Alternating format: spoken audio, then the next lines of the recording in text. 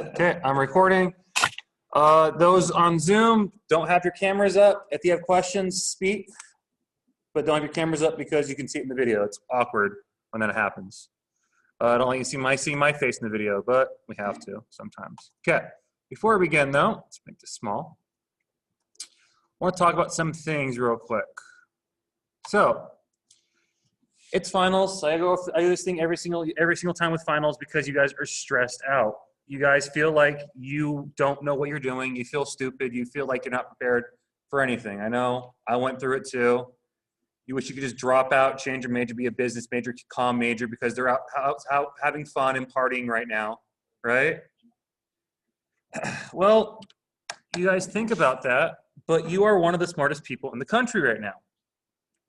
So, the average reading level for an American U.S. citizen is grades 7 to 8. Now, I looked up a book, The Diary of Anne Frank.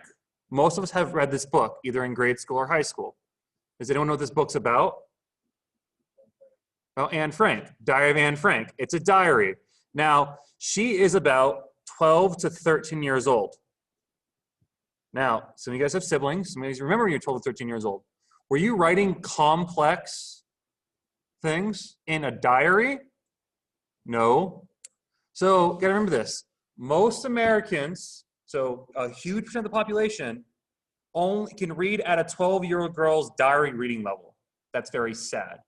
You guys are reading scientific papers. You guys are reading like the textbooks and the lab manuals, stuff like that, right?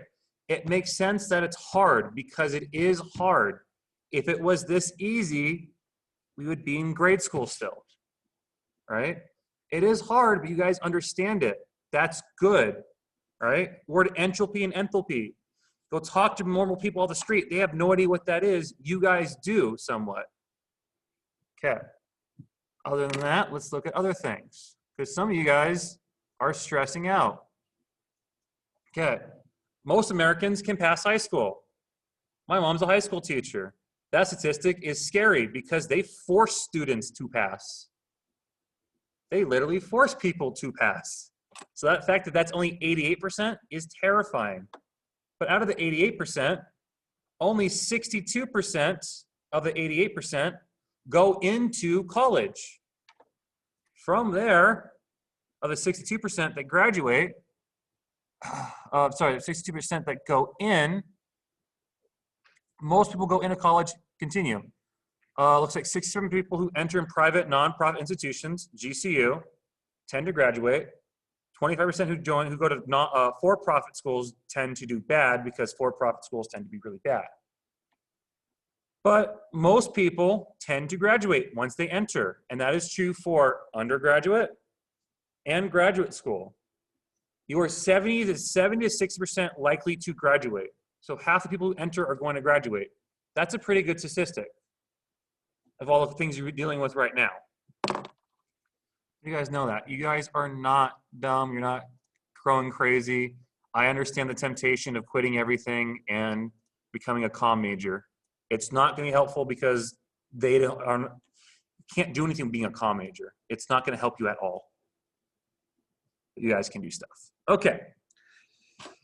Now let's talk about chemistry. Fun, fun, fun.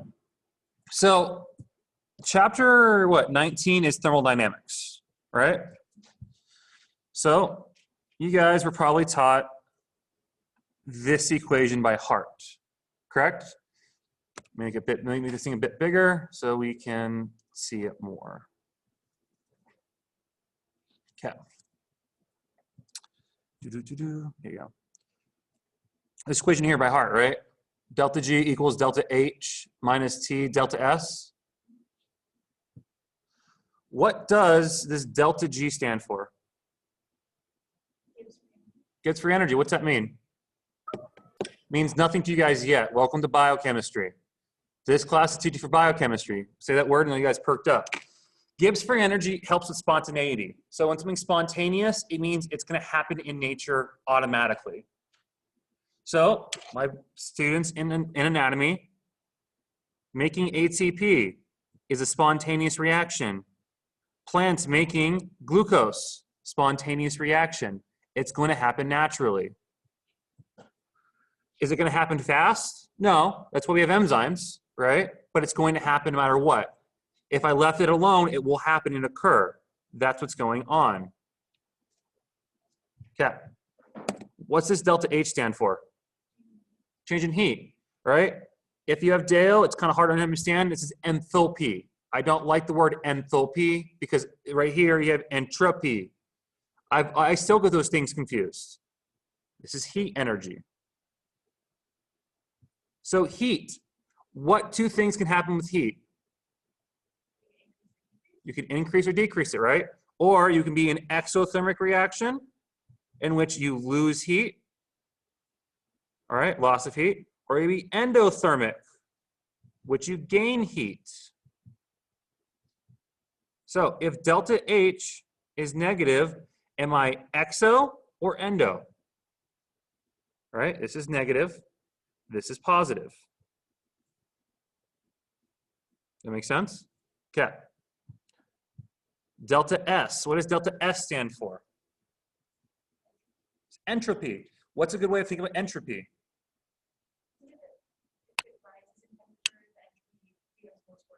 Yes, but that's correct. But what is entropy in the, what's a good way of thinking of entropy in a whole? This is randomness or disorder.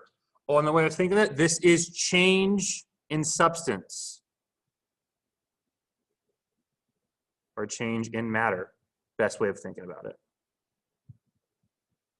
So,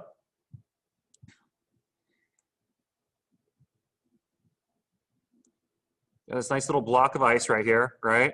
It is solid.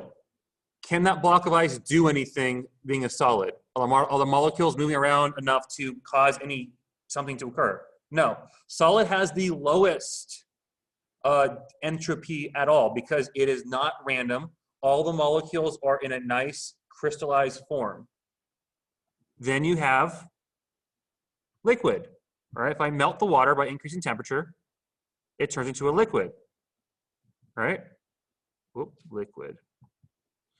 Liquids have a bit more entropy because they can do something, right? Most of chemistry takes place in liquid, hence why we keep playing with water and stuff. Lastly, you have gas. Gas has the most because it's going to bump in and particles will be everywhere and most likely to run into bump into things. That makes sense. So anytime we're going to deal with delta S by itself, we're mainly going to be dealing with a change in energy. Sorry, club meeting thing. Okay. So I'm going to look at my states of matter and I figure out if it's increasing or decreasing in entropy.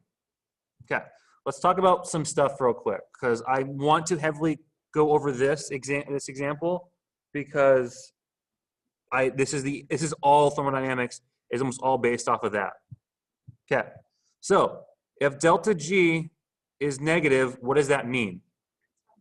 It's spontaneous. If it's spontaneous, what's that mean? Well, no.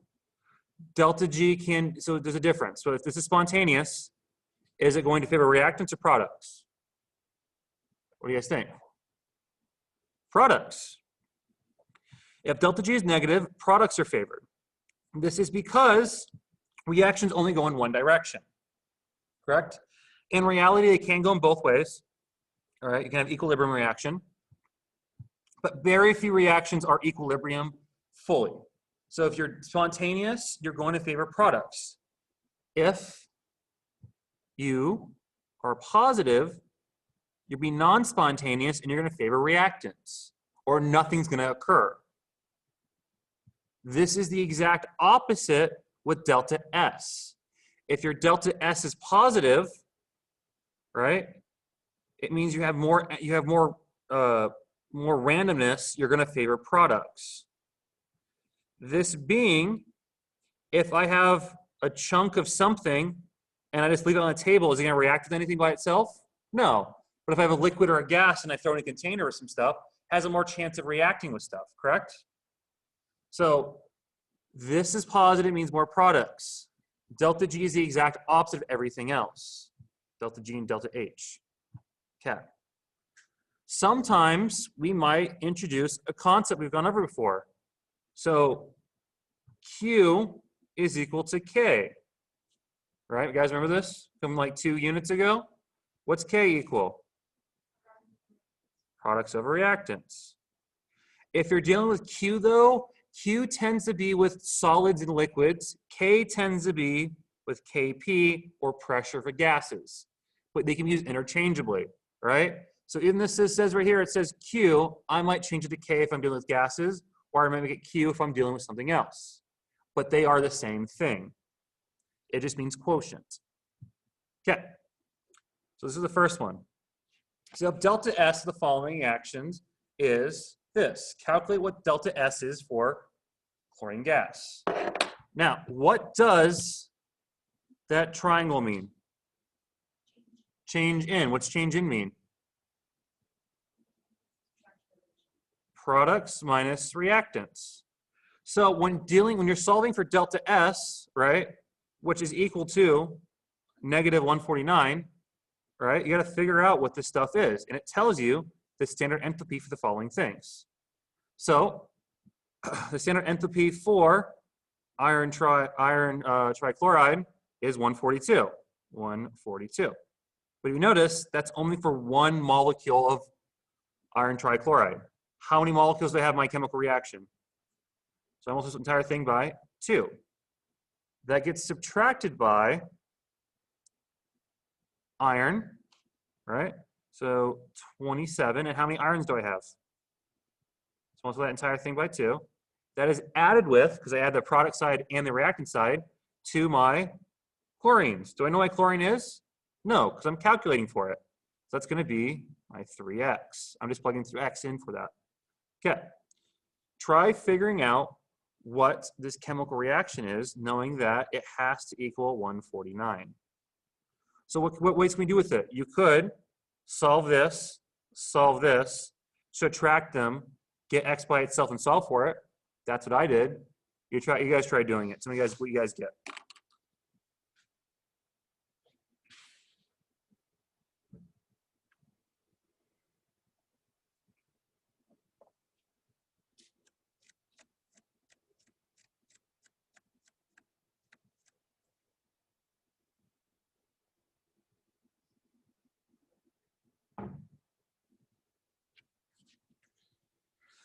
Let's see if we can get a calculator out. Okay, what's this club meeting think about?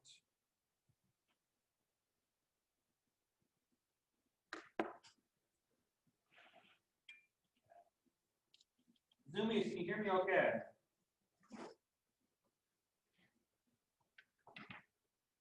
Yeah. Cool. Good. There's a typo. It should be B. I do not know why it's not negative, but B is the answer. Welcome to tests that are made last minute. You're gonna have lots of issues. Hint, hint, for the lab final and lecture final, show all work, because if you get a bad grade, you can show your work. And if you show that you got close enough to the right answer, they'll give you points. Partial credit's a big thing, especially the lab test, because they are writing it, they're gonna write it within like an hour before Sunday, so. I'm gonna try making it do the entire Monday. So you have the entire Monday to take it, but yes. It's usually due during your lab time. I'm gonna see if I can change it a little bit, but if you don't have me as a lab instructor, make sure you take it during your lab time. It's the best time to take it. Okay, so we're gonna do with highest temperature. So before we do this, there is a series of relationships I wanna look at. Oh, wait. What's up? Is it 149 in joules? They're all in joules. So delta S is always in joules. Delta H, kilojoules. Because Langley writes this test. Delta G, always in kilojoules. The answer is, we're gonna have to change it every once in a while, but yes. So I messed up, give me 1 second. We're going to look at delta G equation. Because I like this person's way of doing it. So we're gonna see if I can zoom in on it. That's not helping at all. Great. Okay, can I make it bigger? Hey, Khan Academy, saved my day again. Okay. If you're having a hard time understanding delta G in thermodynamics, write this chart down. This chart will save you tons of time and energy. Or you can take a picture or pause the video later on and record it. Okay, everyone's taking a picture. Okay. So, this right here, is H positive or negative? Is it? You guys sound sure. Alligator mouth, eat bigger one. So what's bigger, H or 0? 0, so it's negative, which means this is positive. This right here, positive, negative. This makes sense? So in the equation, delta G is equal to delta H minus delta T, delta S, right? If delta H is negative and delta T is positive, it does not matter what T is. The delta G will always be negative. So if delta H is negative, delta S is positive, it's always going to be spontaneous. This will be helpful because sometimes there's questions of like, what temperature will make this equation spontaneous, right? So if you know you have a negative delta H and a positive delta S, right? You can just skip the question and go, they're always, any temperature will always make it spontaneous. If they're both positive though, temperature has to be super high. This being, if this right here is positive, and this is also positive, you want T to be big as possible to subtract it to make this side negative number bigger to make delta G negative. Does that make sense? Some of you guys are just giving these blank looks. Does that make sense or no? Okay. It will make sense in a little bit, trust me.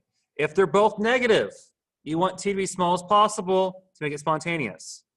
If delta H is positive and delta S is negative, it will never, ever be spontaneous. There is no way you can make it spontaneous.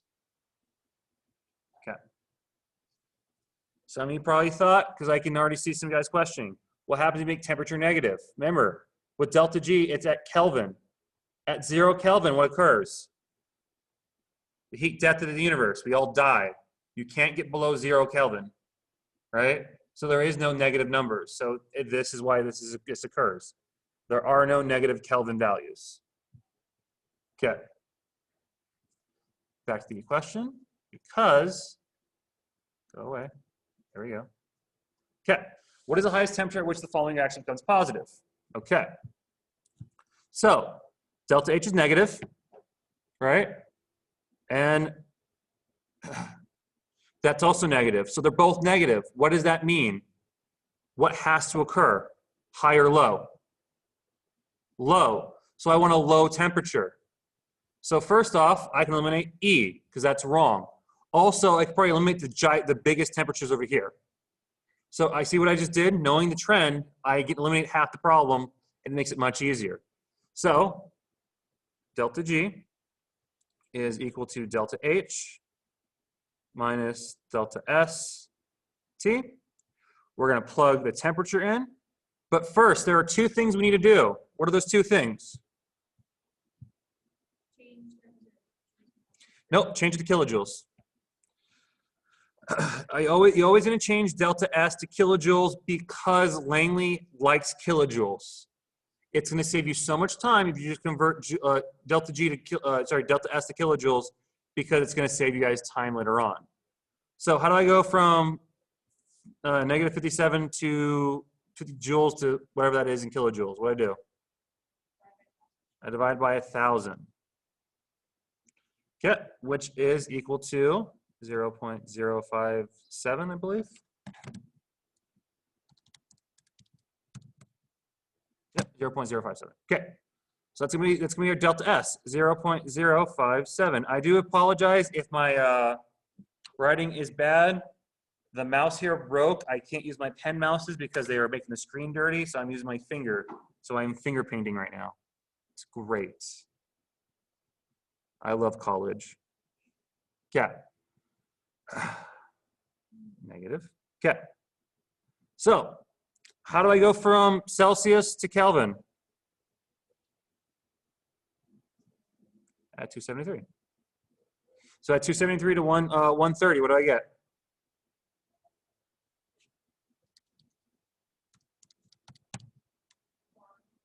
What, 403? Okay, 403. So take 0.057 times 403.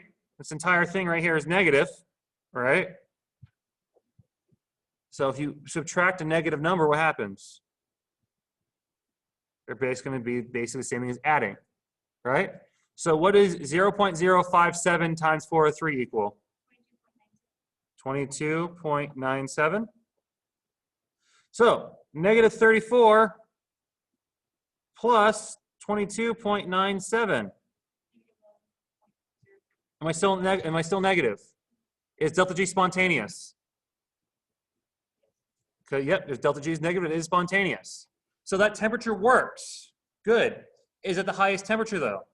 I don't know. So you do the exact same equation, except now plug in your 323 Celsius. Does that make sense? That's how you approach these problems.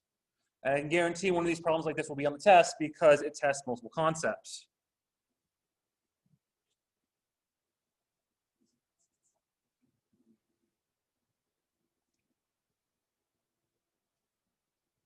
What's up?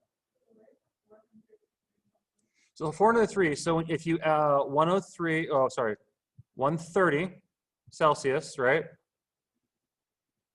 30 Celsius. If you add 273 to that, you get Kelvin, right? Which you get 403 Kelvin. That's where the 403 came from. It's a temperature. Make sense? Okay. So 323 plus 273 gives you what?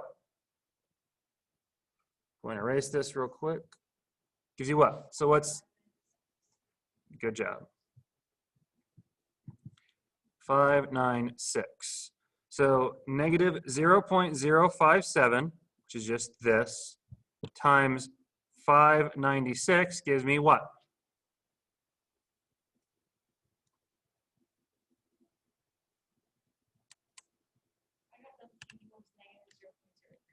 So it's still negative? That's the right answer. What number did you get? Negative 0.03. Because I got, when I multiplied the 596 times 0.057, I got 32.97. You have that with negative 34. Yep. So what's going on here, this right here, all this together is going to equal, well, all that together is going to equal negative 33.97, right? Because this is negative and the equation is delta G equal to delta H minus delta ST, it's going to be the same thing as adding it. So negative 34 plus 33.97.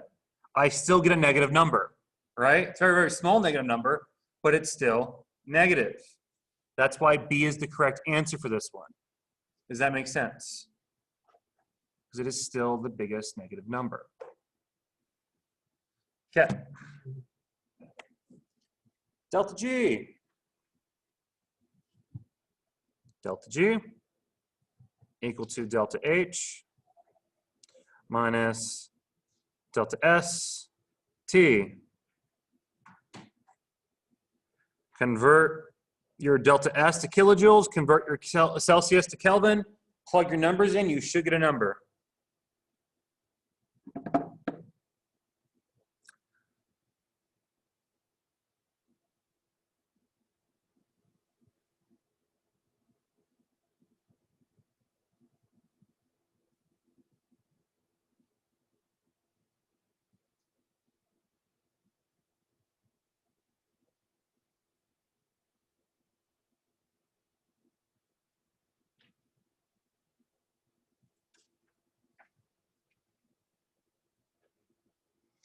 If you're in Zoom, good questions, you can just speak out or write in the text box and I will open it up and look at it. Is it C? Yep. The answer is 26. Do you guys get that or no? I got That's close enough. A lot of times with the thermodynamics, you won't get the exact answer, you get close enough though. What's up? Yes, we can. So, again, first step, convert delta S into kilojoules. So negative 56 joules to go to kilojoules, right? So I'm going to divide by 1,000 joules to get 1 kilojoule. Will give us 0.056, negative 0.056. Does that make sense so far? Good. I have temperature. So 25 plus 273 is 298. So plug everything in. Negative 42.4 minus, parentheses, negative 0.056 times 298. So what is this guy right here be equal to? What's 0.056 times 298?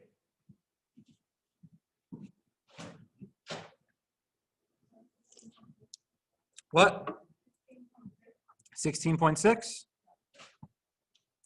Yep. You add, if you're adding a negative, you add them together.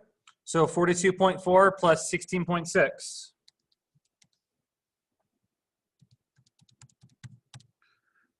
Gives you 25.8, which the closest one to that is C. Does that make sense? Yeah, 59. You make sure this is negative. It's negative 42. With thermodynamics, it's very, very important you keep your negative signs in the correct order.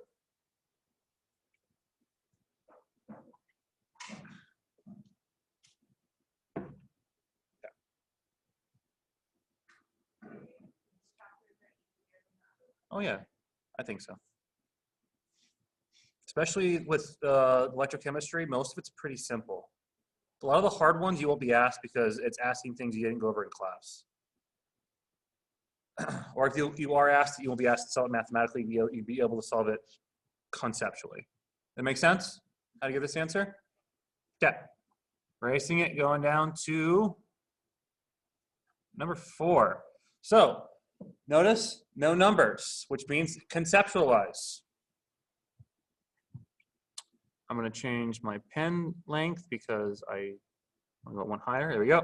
So I'm going from a liquid to a gas. Am I increasing entropy or decreasing entropy? I'm increasing, right? Going to more random. I have how many moles of gas on this side? How many moles of gas on this side? Am I increasing or decreasing? I'm decreasing. There's less gas molecules. There's less randomness. I went from a solid into gas to a solid. What do you guys think? Decrease. Went from a solid to a liquid to a gas. Increase. Which one showed decrease?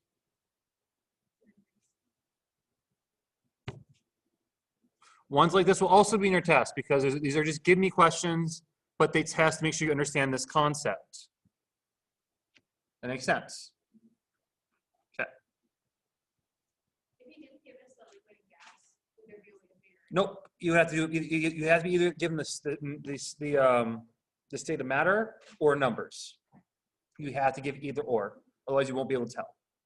So if you gave us delta S, this is negative. Yeah. Yeah. Okay. Calculate change in enthalpy, delta S, the following reactions. The entropy, this is given in brackets. So it tells you what's going on. So you're changing for change in. So you're solving for delta S, which is products minus reactants. So let's add these up. So we got 213.6 times 4 plus 69.91 times 2 subtracted by 200.8 by 2. And we have 205 times 5, and these are added together. Okay, add your products up, add your reactants up, subtract them.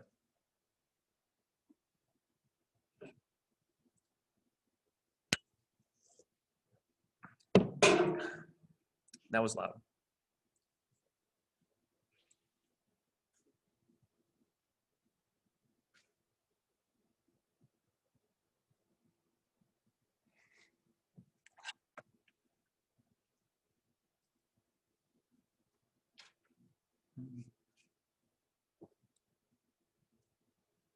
Okay. 9.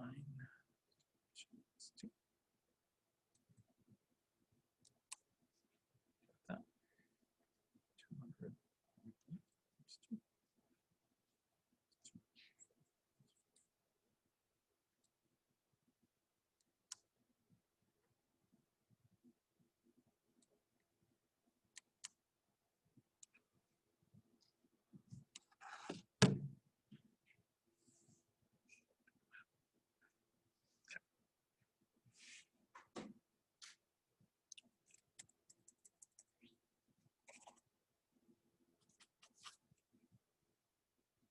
Okay, you guys want to get an answer? A is the correct answer. Hey, you're actually doing good this time, unlike the acid base at that time. That was a hard thing, I know, it was a hard concept.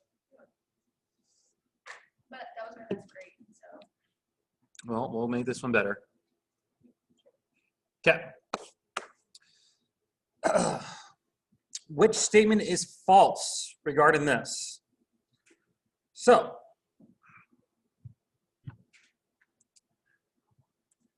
we got to figure out what delta H is. You got to figure out what delta S is. And then from there, we should be able to figure out which one's favorable, which one's not favorable. So, if you notice with delta H, if something is elemental form, it has no delta H energy because elements do not react to give off heat. When they combine together, they can do stuff. So, what's delta H going to be?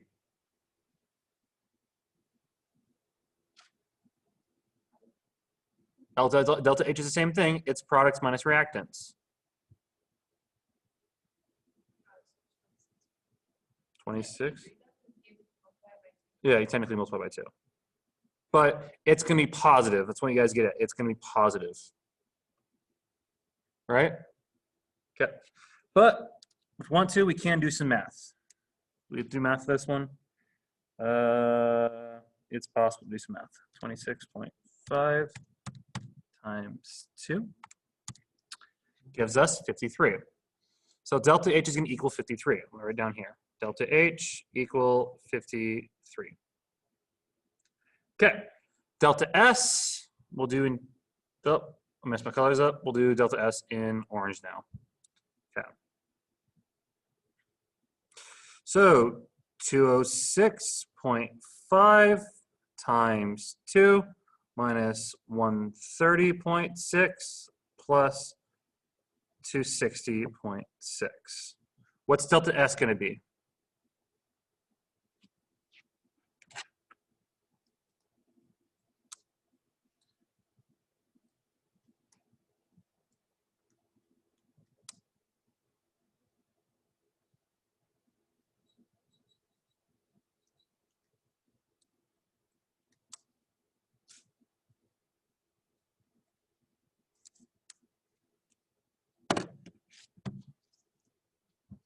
What do you guys get for delta S?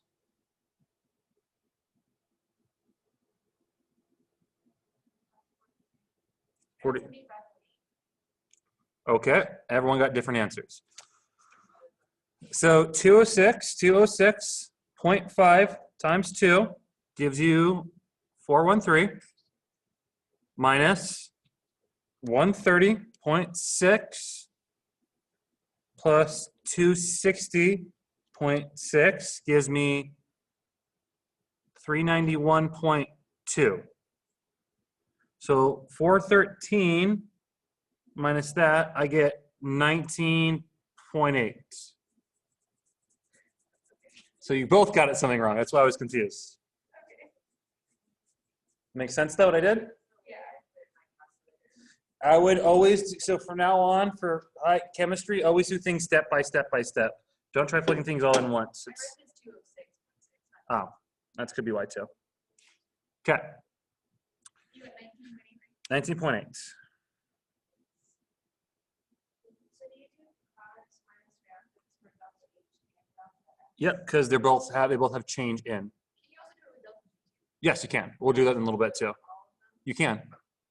Is there anything that has a delta in front of each? Yeah. Okay. But you have to be given you have to get given the numbers for what they equal. Right. Okay. So So wait. yeah, Because delta S is in joules, now we have to change into kilojoules. We will. you have to. Hey, Shay, What's up? so all four of us got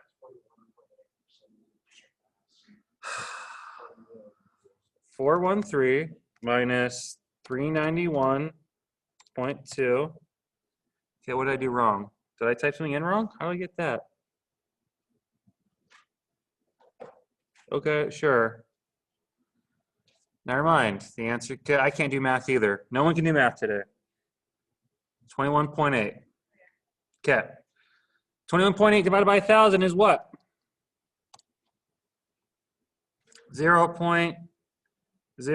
0.0218. This guy multiplied by 298 gives you what?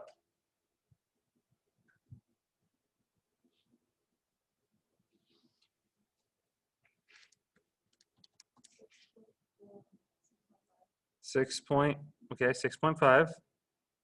So I have 26.5 minus 6.5. What's delta G going to equal? Huh? Delta G equals 20. Positive or negative 20. So is the reaction spontaneous or non-spontaneous? It's non-spontaneous. Because delta G has to be negative. So the reaction is non-spontaneous, okay? Delta H is positive. Delta S is also positive. What type of reaction is preferred? Exothermic or endothermic? What do you guys think? Do you think molecules would be broken up or built up?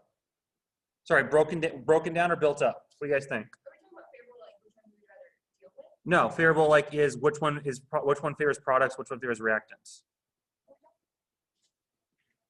So delta S is positive, right? Is it favorable or not favorable? So delta S is favorable. Delta H wants to be negative because if you're negative, the heat energy is on the product side, right? That's why it means by favorable. So the answer is D. Does that make sense? Yes. It likes products.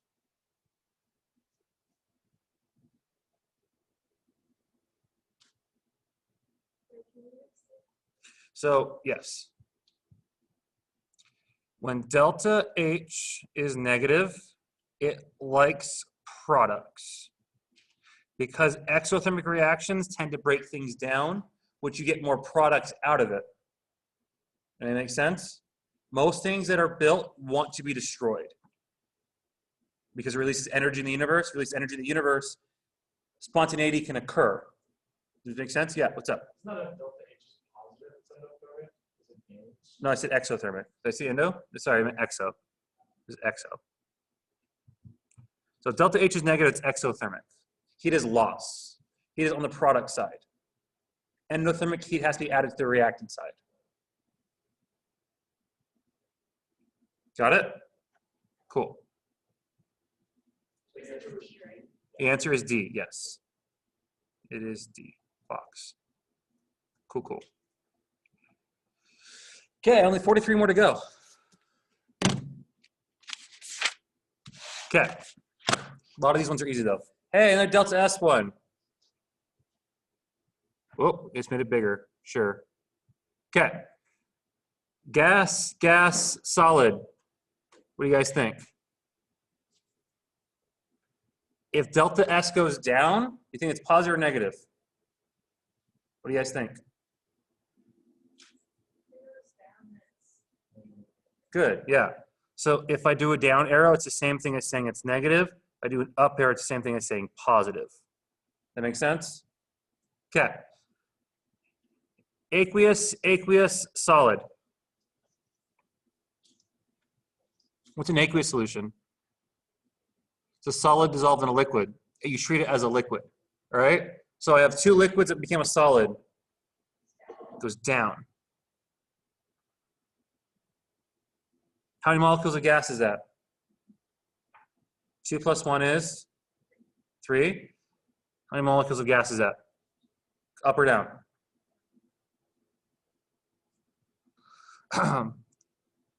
One liquid becomes two liquids. Two gas becomes 3 gas. So which ones have a positive or which one goes up? The answer is E. Does that make sense? Why?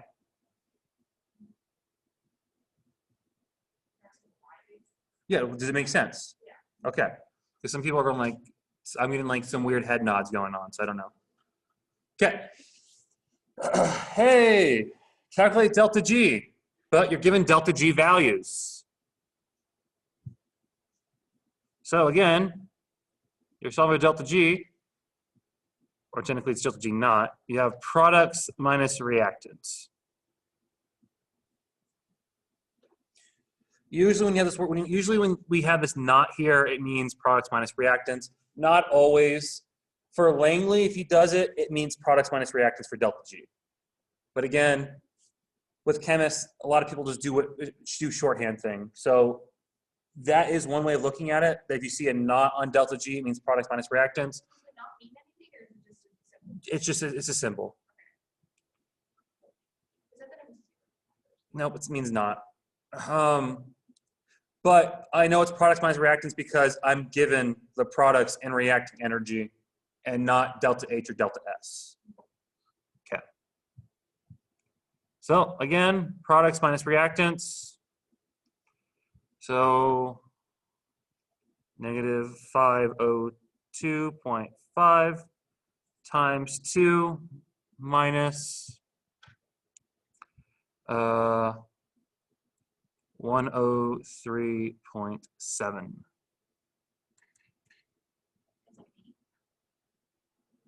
Yes.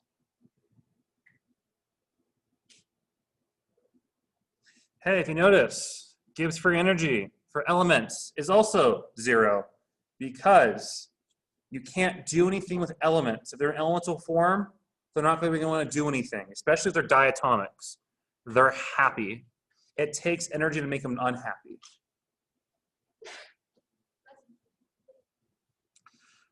Oh, great. Number 9, you're all going to hate me for this because you're all going to not get this one correct. So when water freezes, is that an exothermic or endothermic reaction? No, it's exothermic. See, this is why you guys hate me. When you freeze something, heat has to leave the water for it to freeze. But it receives energy to freeze. So No, it's losing heat energy though. But, okay. So let's break this apart. I know, it's very annoying. So first off, I have a liquid that is becoming what? Is that going to be positive or negative delta S? Negative. Yeah, so it's going from a liquid to a solid. That is negative. All right? Okay. So this is really weird to think about. All right?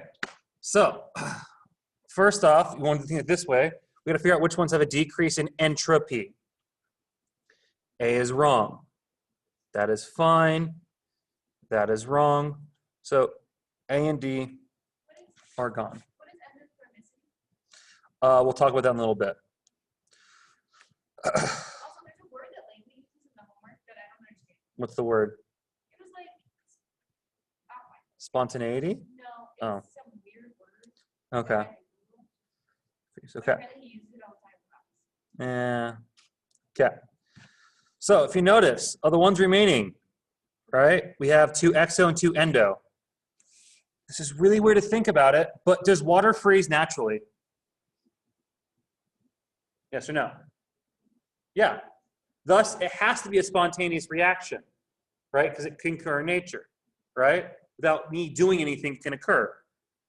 So the reaction has to be exothermic to overcome this decrease in entropy, right? That's why the answer is C. No way of thinking about this is heat's always leaving something. So if I lose heat, what happens? If I take all the heat from my body and move it, make it go away, what happens? I get cold, I freeze, right? So when something freezes, you are technically removing all the energy, heat energy away from it to keep it cold. That's why it's weird to think about it, but the answer is C. I doubt number 9 will be on the test, but just in case it is, knowing that freezing things is actually an exothermic reaction. Heating something up, like putting something in the microwave, you're applying heat energy to something, right? That is an endothermic reaction because you have to apply heat to thaw something. Okay, number 10. Hydrogen peroxide decomposes for the following reaction, blah, blah, blah. Oh no, what is this KP? I don't like KP. Okay.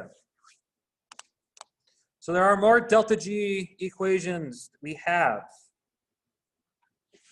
The two we're going to play with here are the following. Delta G is equal to delta H minus delta S T, and delta G is equal to negative RT ln of Kp. And I believe both of these equations are given to you. Give me 1 second. So I want to make sure they're both given to you. Yep, right here. Boom.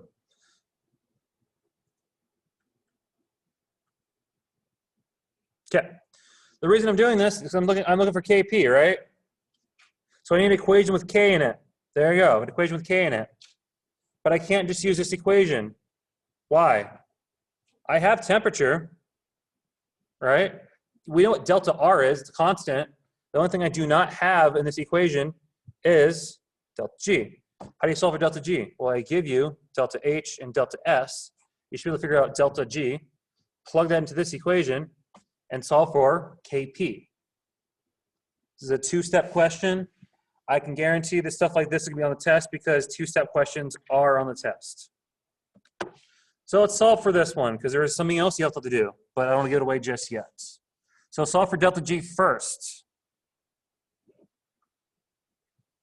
Let me know what you guys get for delta G.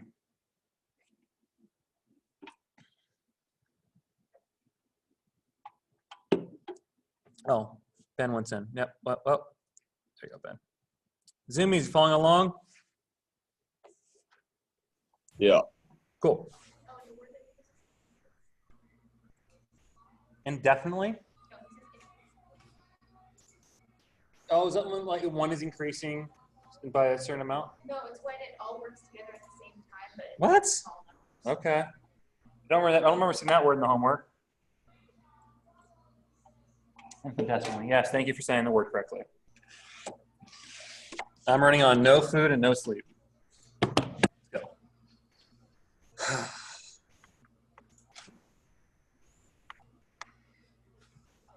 Okay.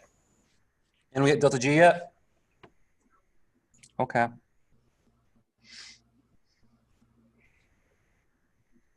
negative 119. Good. I'm gonna round that up though. 119.1.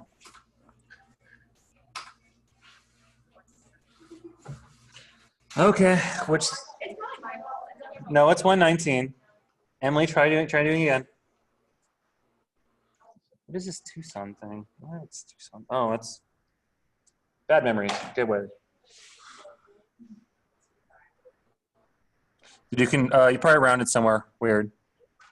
Yeah. Hey, and I told you always convert to kilojoules? That's correct.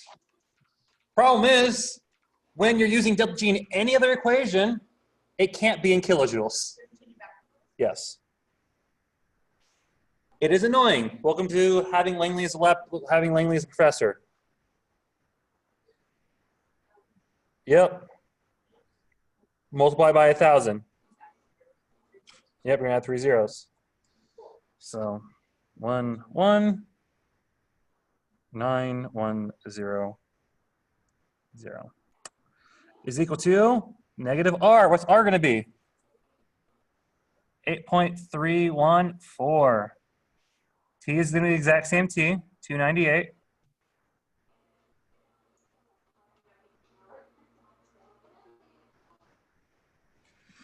Okay. What we're going to do here is we're going to multiply 298 times 3.14.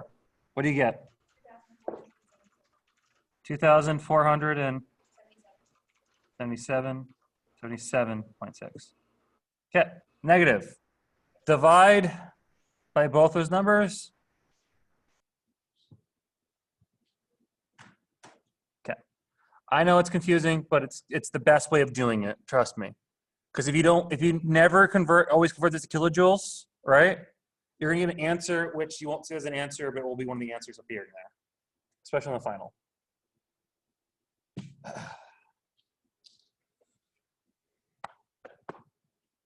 Fancy calculator. Let's go.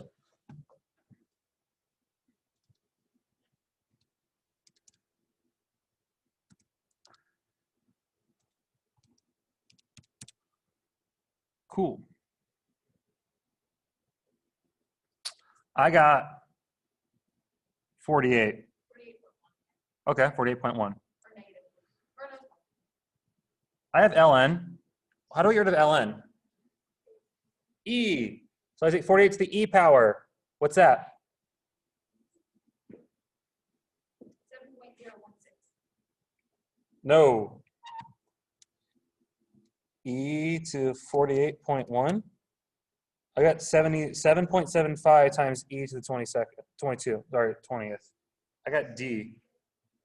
You do the right e equation? E to the 48.1. Yeah. Yeah.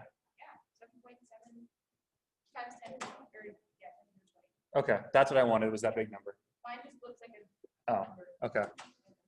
So it's D. Yes. You guys so confused. What's up? What part confused you?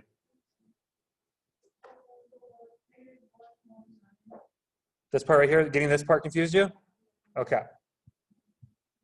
So to get that part, we just did delta G is equal to delta H minus delta S T.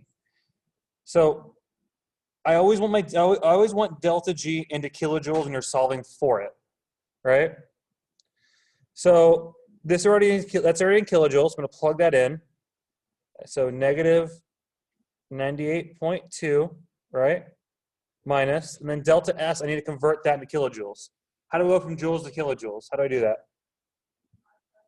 So what is 70 divided by 1,000? 70.1 divided by 1,000.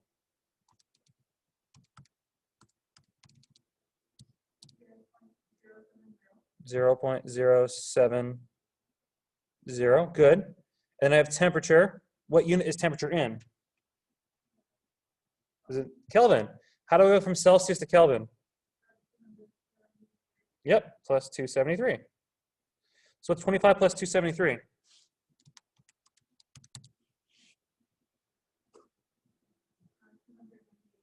298. So figure what that is.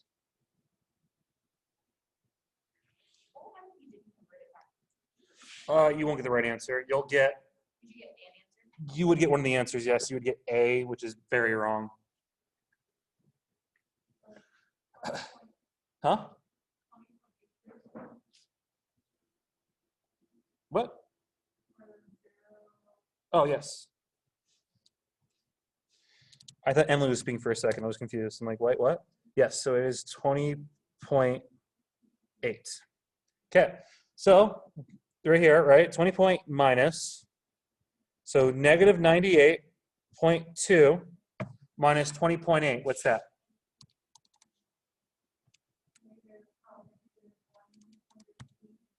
119, right? Which is what I got. Close enough, right? Do you see how I got the negative 119 now? Cool. but that negative 119 is in kilojoules. If you do any equation where you're not solving for delta G, right, you need to convert that kilojoules into joules. So how do I go from kilojoules to joules? Yep. So what's that multiplied by 1,000?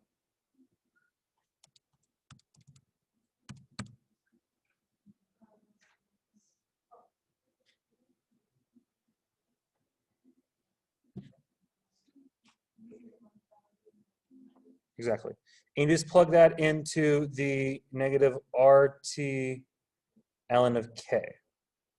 Okay. Did you understand this part of the equation or no? Okay. We'll go over that real quickly. Okay. So I have what my delta G equals, right? Which it equaled negative 1,190,0. Okay. Then I'm going to draw negative 8.314. And then you already did the temperature, right? Which is 298. And then that's one whole thing. And then I have my exponent of ln of K. So I just plugged all the variables in because our value is going to be, for this test, our value is always going to be 8.314. It's never going to be the gas constant one. Okay. Cool. Making sense so far?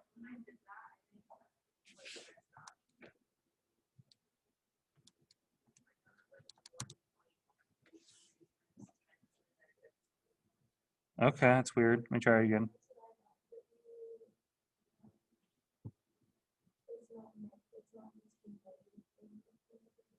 Nope, you did positive. Why? Because the negative sign, that's negative 2477.572. ln of K. You're going to divide this number by negative 2477.572. That cancels that out. That cancels the entire thing out. That is just equal to 48. The opposite of ln, right, is e. So I just take e to that power, negative 48, and I'll get d as an answer. Does that make sense or no?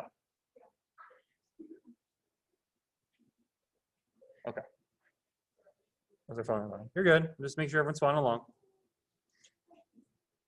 Oh, wait. You say wait? Okay, cool. So which of the following cannot be determined by using thermodynamics? The direction of spontaneous reactions. That's all thermodynamics. The temperature at which things occur. Nope. The extent of reaction. Nope. The value of equilibrium constant. Maybe. The answer for this one actually is D. Reason it's D is the rate reaction, right? Going all the way back to where reaction order, right? What can change reaction order? What's the only thing that can change reaction order? Temperature. What is thermodynamics measuring? If I constantly keep on changing temperature, am I constantly going to have a reaction order or rate of reaction? Yes or no? If I constantly keep on changing temperature, am I going to have a constant rate of reaction? No. So you can't measure rate of reaction with thermodynamics. It's impossible. Because thermodynamics is the studying of how heat interacts with the world. Does that make sense? Because I can have a reaction that's not spontaneous. If I crank the heat up, I can force it to become spontaneous, right? The only caveat is if one's positive, one's negative. Okay. Does that make sense? Why that's D? Okay. 12. A reaction that is spontaneous is written as what? Well, is it very fast or very slow? Do you guys know? No. So those don't matter. Is it also spontaneous in the reverse direction? No. Has an equilibrium position that it lies far to the left? Well, we don't know, right? We just know it favors products. We don't know how much it favors products, right? The answer is A. Why do we know that it's spontaneous is not fast? So, because your body has enzymes, right? So cellular respiration is a spontaneous reaction. That's why it occurs. But if you have enzymes, it speeds it up, right? So enzymes can help spontaneous reactions occur, but spontaneous reactions could be fast or slow depending on the reaction itself. So spontaneous reactions don't have to do anything with speed. We can speed them up or slow them down. Okay. All right? I think the name or the word just messes me up. Yeah. I think spontaneous, I think fast. You think fast. You think it spontaneously occurs. Yes. It just means that it's going to occur naturally in nature. So what is this outside intervention? So that's what I mean. Spontaneous reactions will occur with no outside help. They can get outside help, enzymes, buffers, stuff like that, right? But they don't need it. If something needs outside help, it cannot be spontaneous. I can have a non-spontaneous reaction and make it spontaneous with enzymes. Your body does that. You take, for example, lactic acid, and you convert that back into glucose through gluconeogenesis, right? You have to convert it. You have to go backwards through the Krebs cycle to get to it, or sorry, backwards through glycolysis to get to it. Going backwards to a enzyme chart is usually impossible because most of the times things are delta G. So you can't have both delta G both ways. Does that make sense? Okay. 13. Hey, delta S again. You see how they're heavily hitting this concept? It means it's going to be tested. Just the fast. No, but this idea of it changing matter, how it affects spontaneity, is going to be tested because it's popped up multiple times. Do you see that? If a question pops up multiple times on a practice quiz, it means it's going to be on the quiz. Okay, so from a liquid to a gas, increase or decrease delta S? One from a solid to a liquid and a gas. How many moles of gas do I have? How many moles of gas do I have? So I have less moles of gas, increase or decrease? One from a solid and a gas to a solid, decrease. So 1 and 2. Looking for an increased value. Does that make sense? Okay. Those ones are easy. I like those ones. They're easy to understand. Yeah, they're easy to understand it. Hey, 14, reaction rates for many spontaneous reactions are actually very slow. We talked about this. Which of the following is the best explanation for this observation? What happens if K, which is a constant, equals 0? It's the equilibrium. Is anything occurring?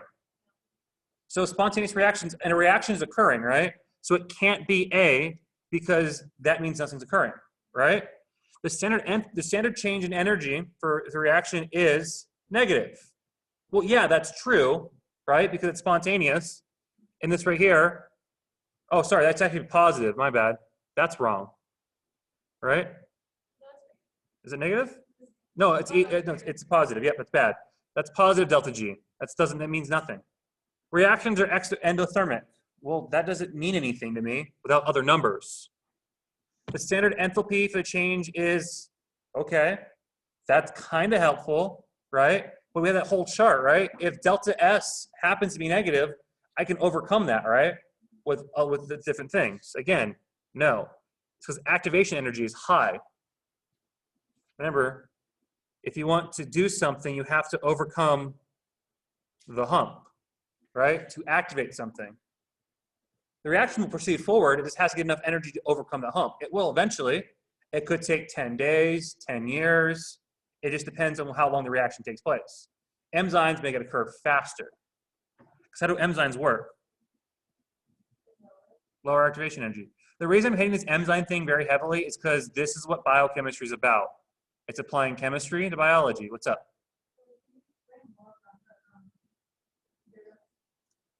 Yes. So when delta G equals 0, the thing is at equilibrium. Nothing's occurring. If H is at 0, there is no heat transfer, right? So we're not even dealing with thermodynamics anymore. There's no change in heat. Delta S is 0. That's technically impossible. We'll talk about that later on, right? But if delta S is 0, there's no chemical reaction whatsoever, right? So this right here, if these are at 0, it means your equilibrium reaction is nothing's going on. It's equal forwards and backwards, no reactions occurring. That's what I mean by 0. That makes sense? Okay, did I answer your question?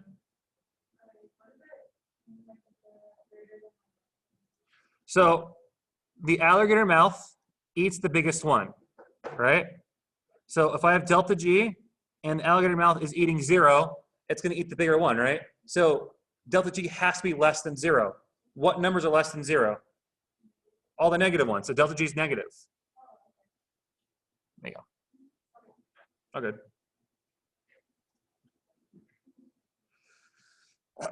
So the following reaction is a delta G value of that.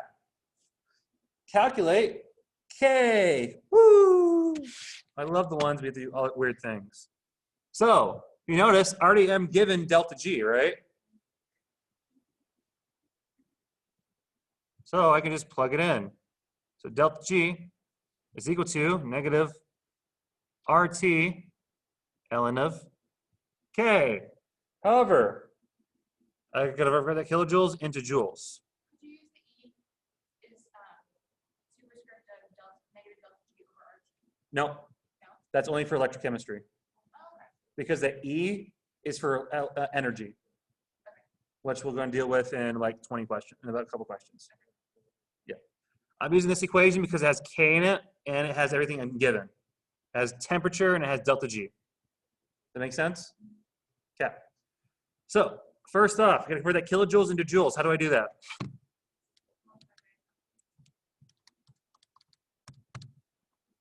So 32,640 is equal to 8.314. Oh, sorry, this is negative. No, it's positive. Oh, 4 times, again, 25 degrees at Celsius at Kelvin is 298. Which we've already calculated this before, right? Hey, it's good to know things we keep on calculating because it's going to come up in the test. It's 8.314 times 298. 477.57 negative ln of K.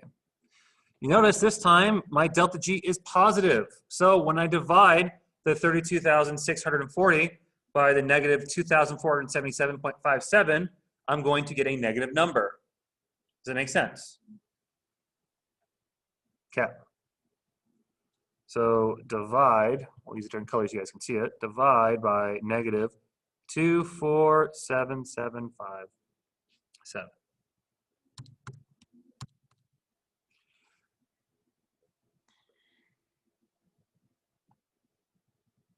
Around a little bit, it's gonna play with our numbers, but it's easier than writing the entire thing out. You'll see why. Okay, so ln of K is equal to negative 13.2. How do we get rid of ln of K? E. Whoops. E of negative 13.2. Mm-hmm. Is that one of them? Yeah. B means C. There we go.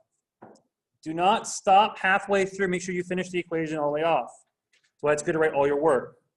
Because if you did chose B, there is a high chance you could get extra credit because you did all the work correctly up to the last part. Do you see that? That's why I made this number, that number right there, because it also pops up as the answer. So when you do E to the negative delta G over RT, you still get C. Okay, you can do that, yeah.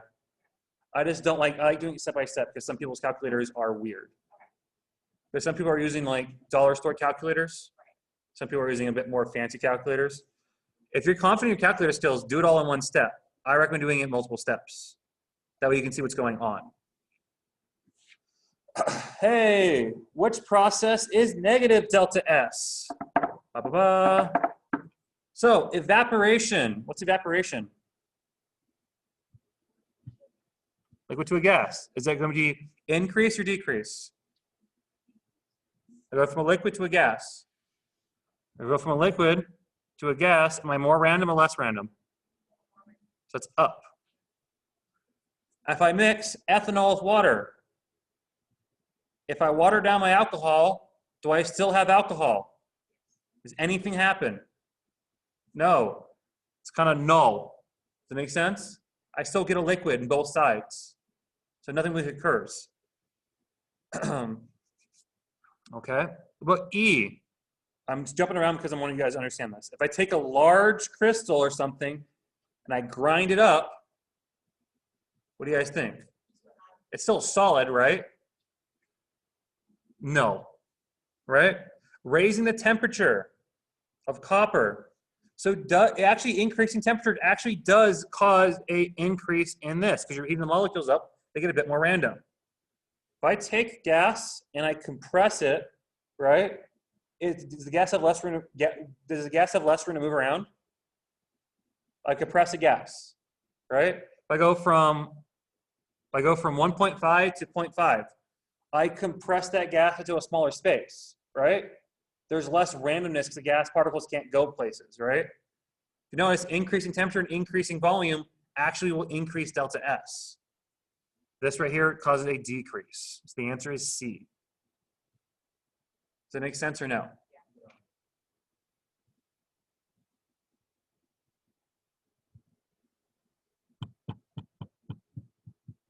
Those gas particles, little red dots, have places to move around. They have a lot of room, a lot of places to move around, right?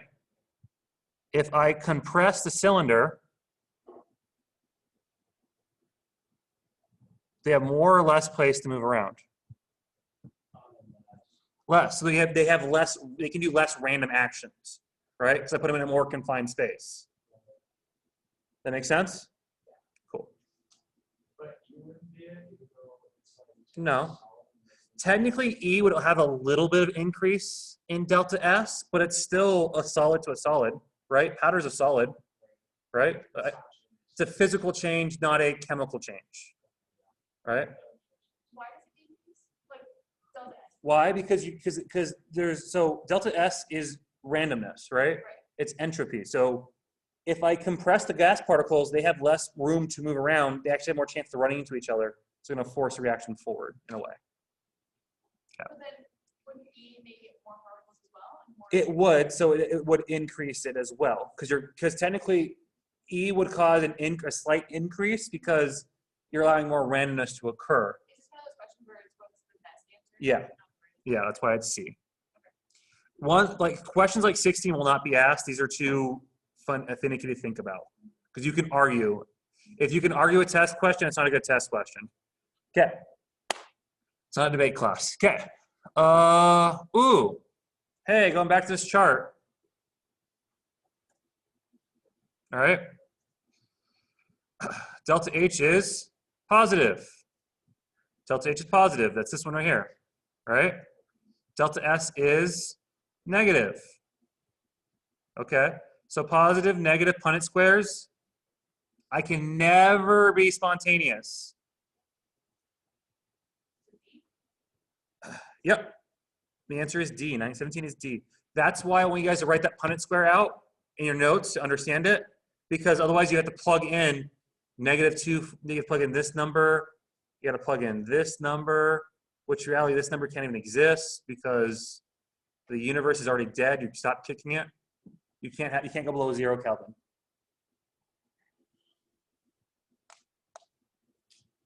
Okay. 18, for the following reaction, we have things. Yes, therefore reaction, okay. Again, positive, positive. They're both positive, right?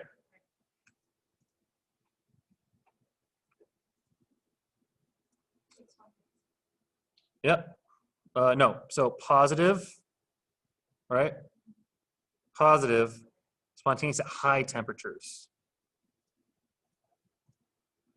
So, A, is it a high temperature? 10 Kelvin. No. 800 Kelvin.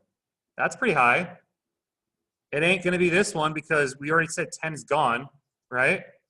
It ain't going to be E or D, so the answer has to be B. See how I just did all that without doing any math?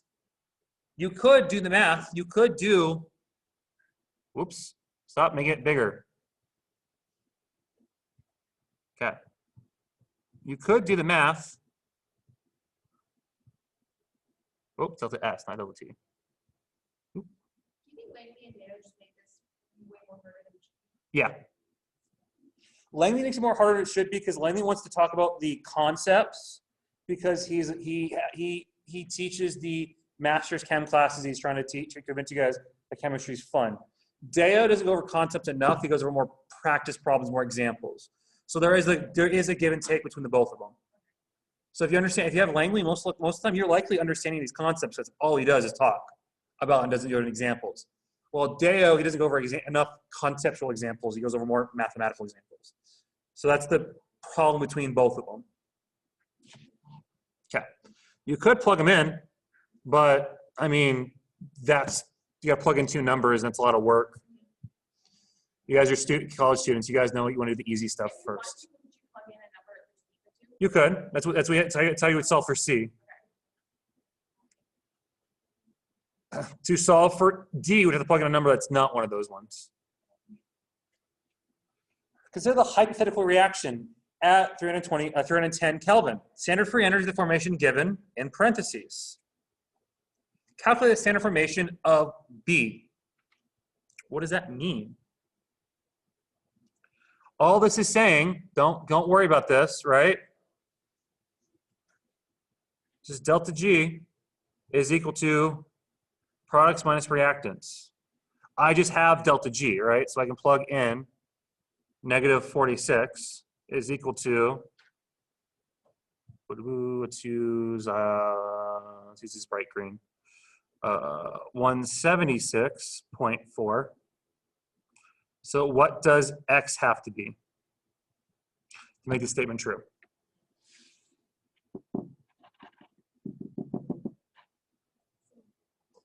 Do you think C? Okay. We could, so we can subtract it. So 46, oops, negative 46 minus 176.4. Yeah, that's all you get. So, yeah. Does it make sense or no? Okay. It's negative. Because it's products minus reactants. That minus means something. I'm seeing some confused faces. Did we go over it in detail or no? Okay.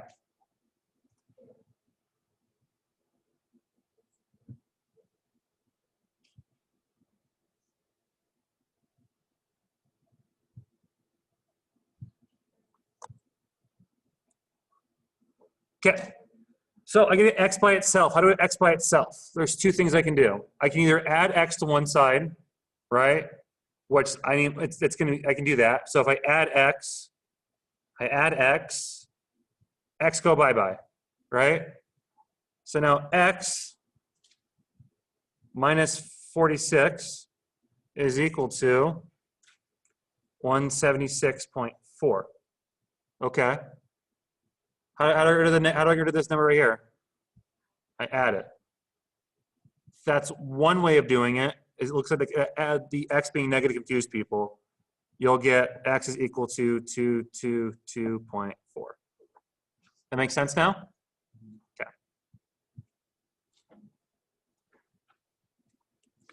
Okay. Yay, one more. Electrochemistry. Electrochemistry is so much easier. Water, gas, a commercial fuel, is made by reaction of hot coke, carbon, and steel. Yay. When equilibrium is reached at a temperature, the concentrations is given. Calculate delta G. So if you notice, am I given delta H at all? Am I given delta S?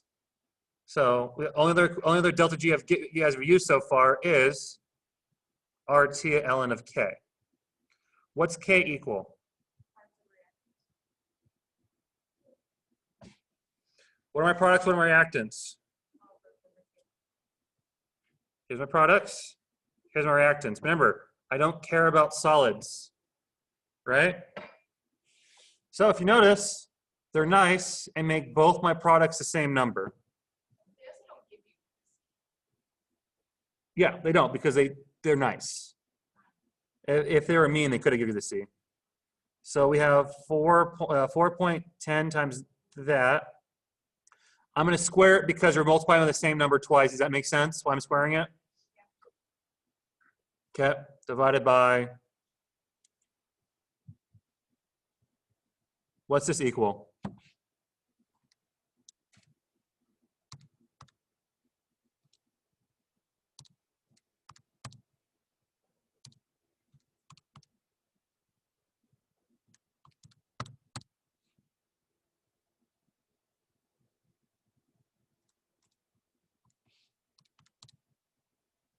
What do you guys get?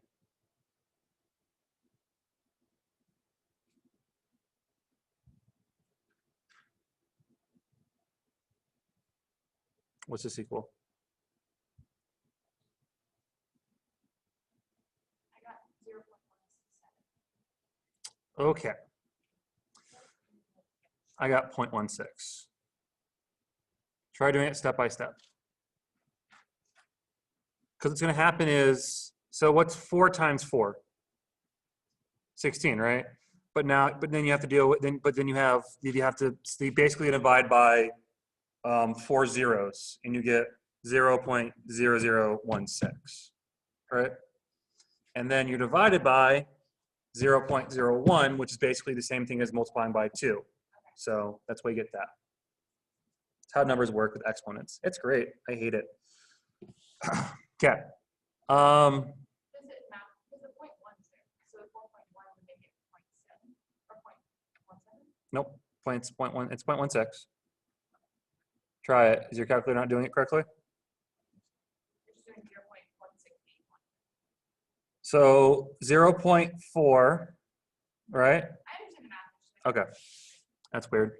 So we have ln of 0.16. Good. Hey, R is the same thing as always. 8.314. What's T? I don't know. It's at 828. So 828 plus 273 is what? 101. So times 1101.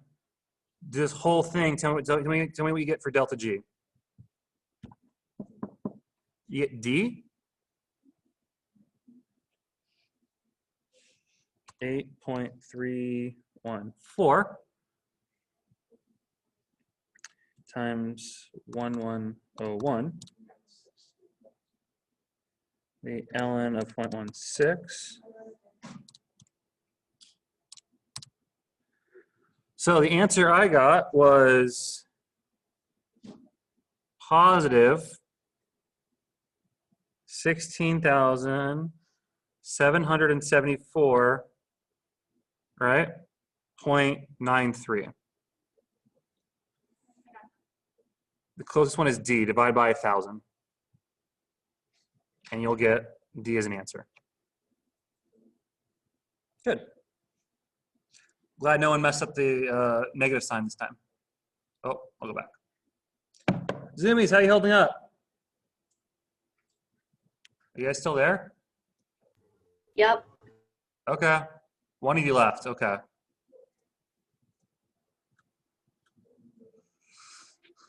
Woohoo! Guys, we're almost done. We have 30 more problems to go. Okay. Yeah, I know. These things take forever. That's why the videos are always like 3 hours long. That's why it takes like 2 hours to upload. So going all the way back to 113. Oh, that fun time, isn't it? You don't remember any 113? Oh no, that's not good. Okay. Oxidation numbers. What are the rules for oxidation numbers?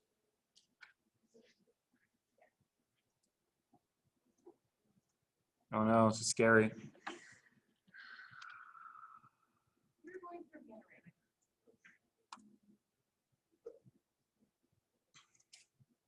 So, oxidation numbers are, what is the charge of group 1? Everything's +1. What's the group? What's the thing of group 2? Transition metals. We don't know, right?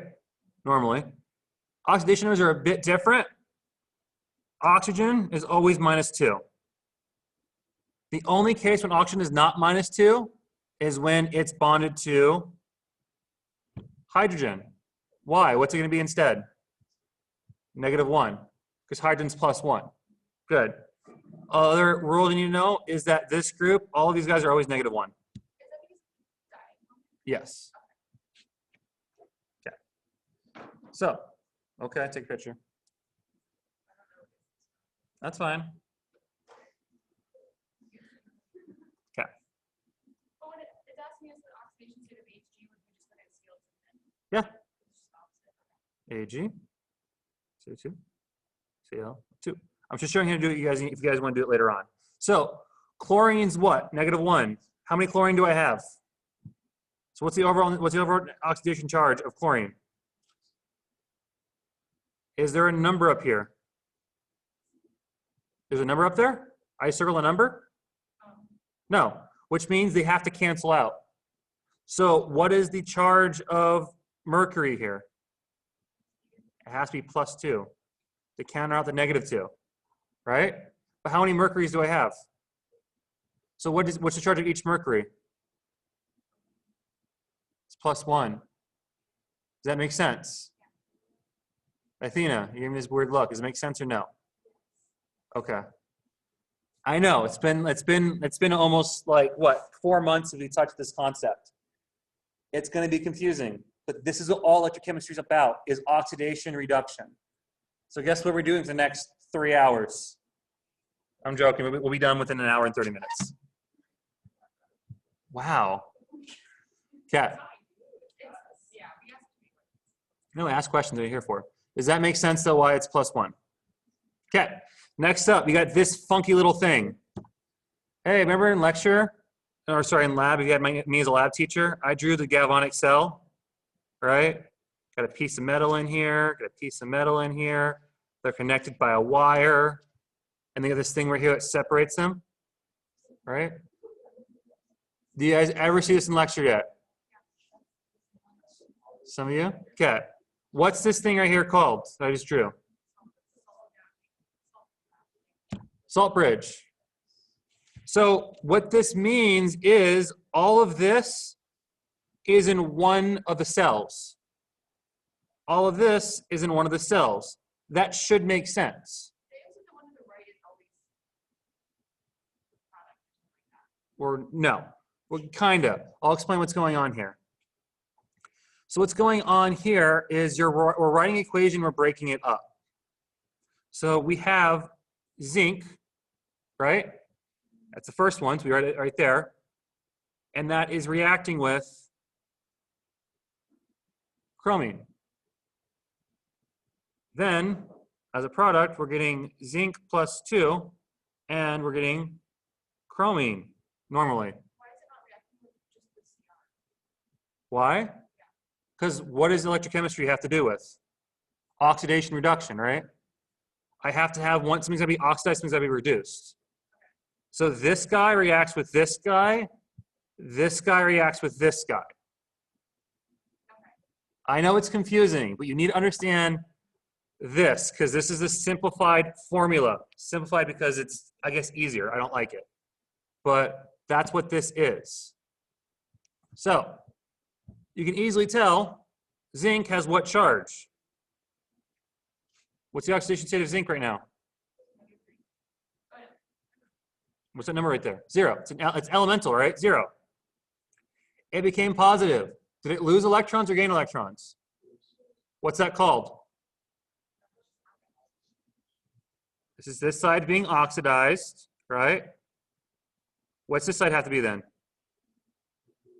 This side's being reduced.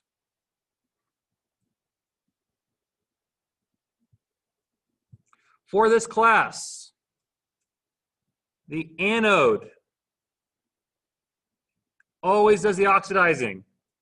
The cathode will always do the reduction.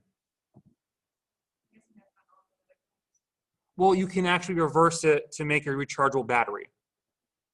But we're not making rechargeable batteries in chemistry. Okay.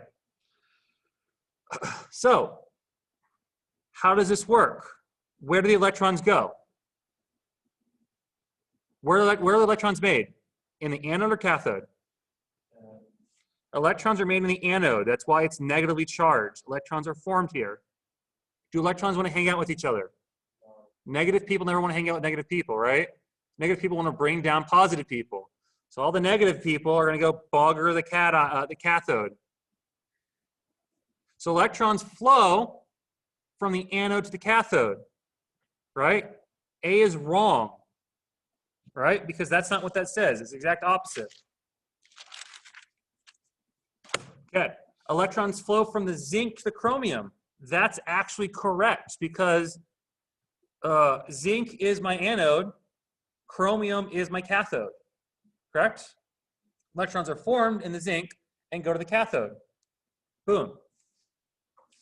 Aha. Does that make sense what I did? Yes.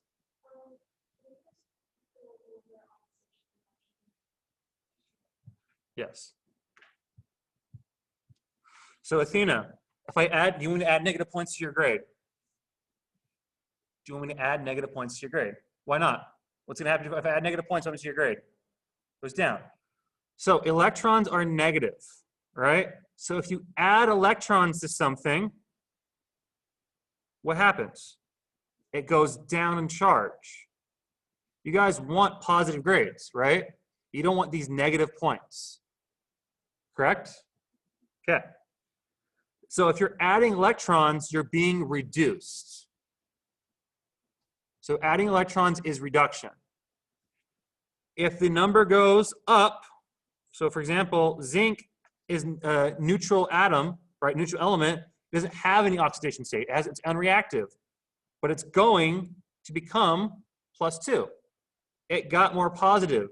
That is an example of oxidation because it lost electrons. Like it picked up by the chromium. Does that make sense? Yes, you sure? Well, hopefully it makes sense because guess what the next 7 examples are going to be? What's up?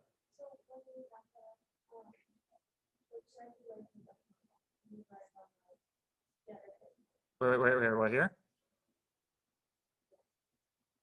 So you would say that it's losing electrons. So you would write it on this side. Because it's going to be losing electrons, right? So we'll get more into that. What's up? Yes, we'll talk about that later on. Why that is. What? B is the one that's true. Yes. Hey, no, I said why I broke it up very particularly is because you have stuff like this. Yes, because it's 2 cells. It's electrochemistry. So if you wanted to, you could draw pictures every single time, or know this. That is connected to this. That's connected to this. Always jump over one to get to the next one.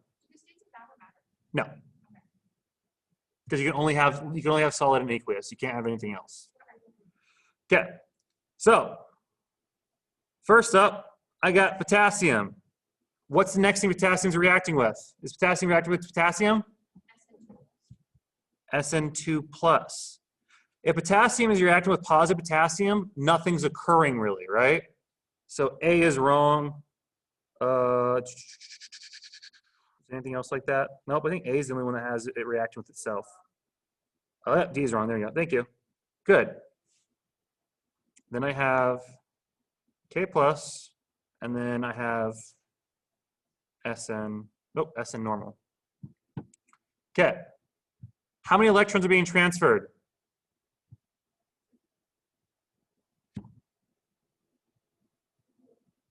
How many electrons are being transferred?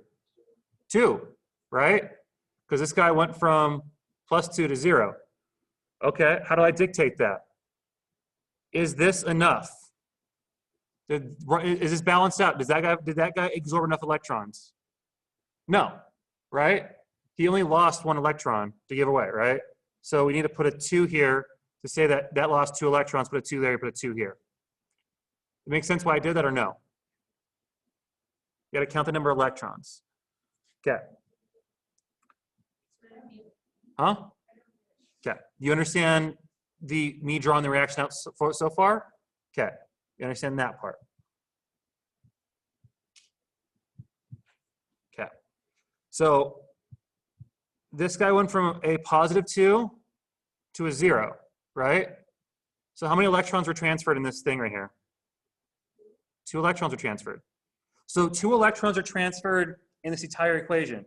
I have to show that somehow, right? So which one is giving electrons away? Which one's accepting electrons? SN is accepting electrons, right? It's being reduced, right? So potassium is being oxidized. So I have to make sure that potassium is going to give up 2 electrons.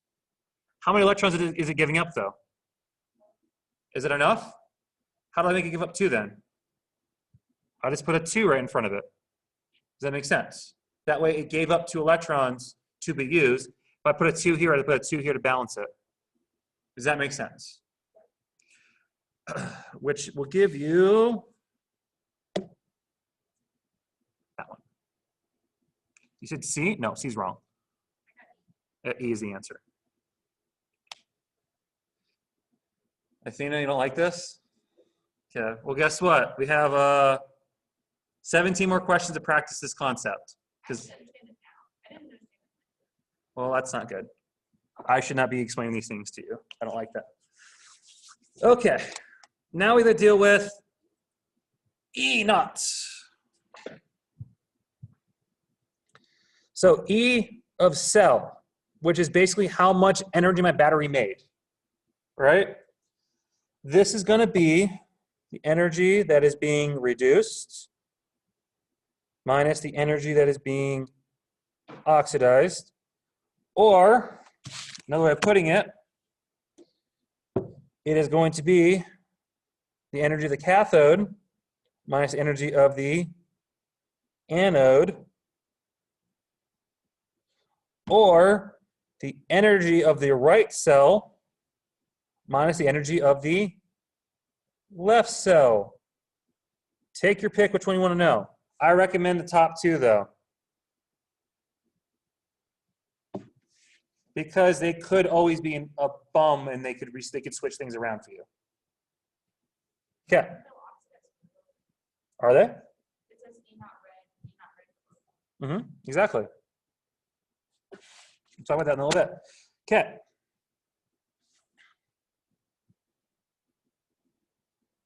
This equation right here.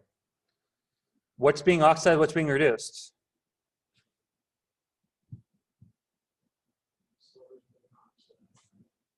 Silver is being oxidized. What happens at Ti? It's titanium.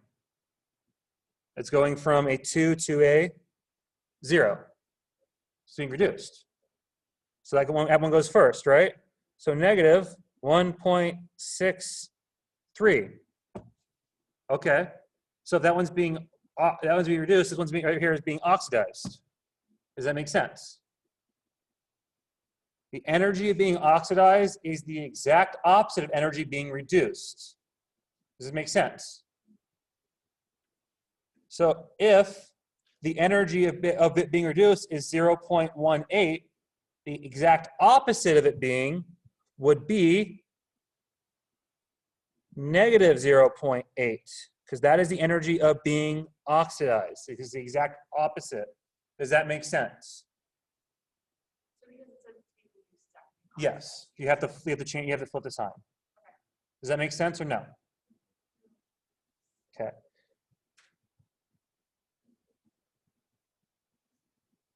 Is this statement true right here? Oxidation equals reduction. No, right? Does this statement make sense though? Negative reduction equals positive oxidation. What I'm trying to say is, if, let's say, let's use an example, x plus y. If I go +2, and then I go over here, I become this has to become +2, right? Whatever I lose here, I have to also lose there. right? Oxidation reduction has to be exact same on both sides, correct? It has to be equal to each other. Does this make sense or no? This guy is gaining 2 electrons, which means Y has to lose 2 electrons, correct? So basically what I'm trying to say is that energy is also the exact same for oxidation. It's just the opposite because they are opposite ideas. One is gaining, one is taking, but they have the same number. Does that make sense or no?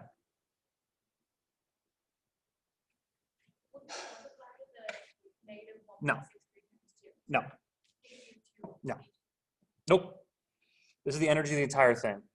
See? Right here? Don't worry about that. When I multiplied, or I did negative 1.63 plus 0.8, I got negative 0.83. Negative 0.8.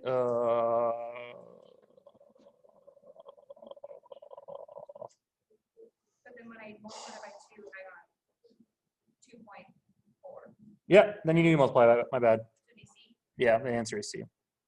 My bad. I went through this one really quickly. So you do are going to multiply it. So negative 1.63 minus 0.8 multiplied by 2 because there's 2 silver. Plus. Don't worry, Athena. This is the only one like this in the entire problem set. So all you, Yeah. all you have to know then is just that since it says Since it says reduction, but in reality it's being oxidized, you just the exact opposite sign. Because it's the exact opposite, correct? You just change the sign. What's up?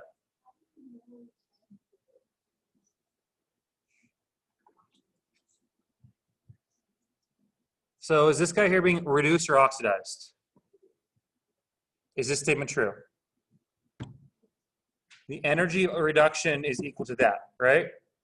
If that guy's being reduced, what's this guy have to be? Is this statement true? No. That's when you flip the sign. When the statement is not true, you flip the sign. That's why.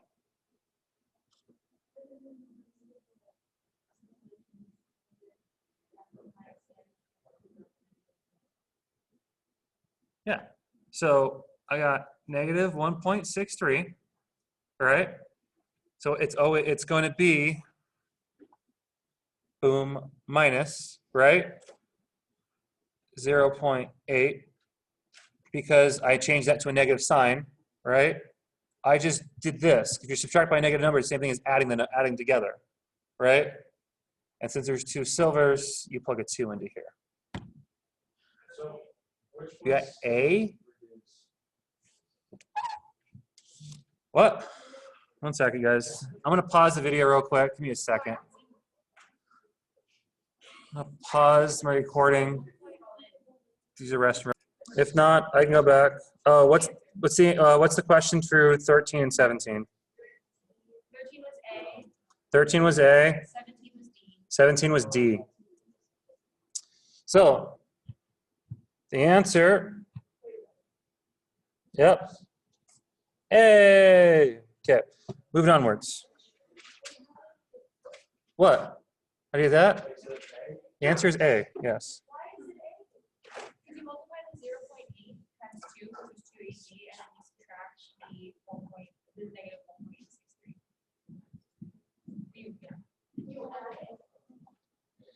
You flip the sign because this is actually being oxidized, not reduced, right? So you flip that sign. So 0.8 times 2 is 1.6. Add that to negative 0.63. You should get A as an answer. Okay. Okay. Yep. You can do that too. Okay. Is this cell a good battery? Yeah. Do you want your batteries to be positive or negative? You want, yes, a positive negative charge. Oxidation does what? Oxidation makes electrons, right? What's reduction do? They take away electrons. A battery is only as good as many electrons I have. Correct? If you have the E naught of reduction minus oxidation, you want your batteries to be positive because they could still do things. A battery is negative, it's non-spontaneous, the battery is technically dead. It is adding electrons. But if you add electrons, you're taking away from the entire circuit. That's what I mean by it. That's why batteries don't last forever, because they remove electrons from the equation. Okay. 25. Did I restart the thing? Good question. Did I restart? Yep, we're good. Hopefully. Otherwise, I'm going to do these last questions at home again. Make 2 videos. That sucks. Oh, okay. Whoops. Hi, my face. Okay. Here we have E naught is equal to energy of reduction minus energy of oxidation. Energy of cell. This is referred to as the energy or standard energy potential of the thing. So this is going to equal 1.101. Got to figure out what's going on here. The oxidation thing is going to be 762. I don't know what energy reduction is, right? What is it going to be? Solve for x. How do I solve for x?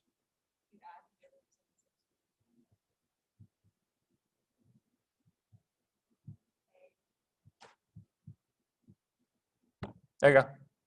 That one's much easier, isn't it? It is very wordy. A lot of these questions are wordy. A. 25 is A. Okay. You don't have to write out a whole lot. No, you don't have to. 26 is when things get fun. Okay. There's a chemical equation in which delta G is equal to E naught minus RT NF times the, oops, right, times the ln of K. Wrong equation. Sorry, I looked at it further down my notes. My bad. We're going to use this one. We're going to use a simplified version of it. Okay. So delta G is equal to negative NFE naught. Here.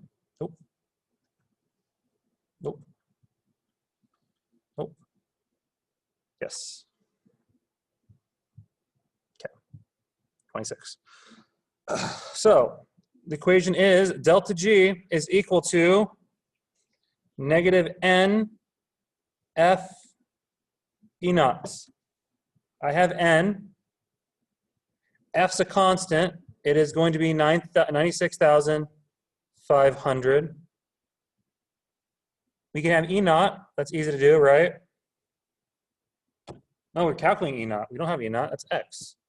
So what I need to figure out what delta G is. Hey, I'm given HSNT. Hey, guess what? We like combining questions and formulas from previous units. So this one will be on the test. Solve for delta G. Plug delta G in. Then solve for E naught. It makes sense what I did? Oh, it's not my fault. It's Langley. Yell at him. Okay, do it. Okay, we're going to figure out -17.9. That could be wrong. Okay. Yes. Wrong. Yep. Negative 217 divided by 1,000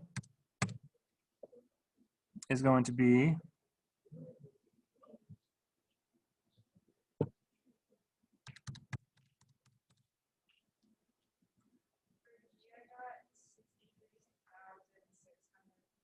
Oh God, okay. So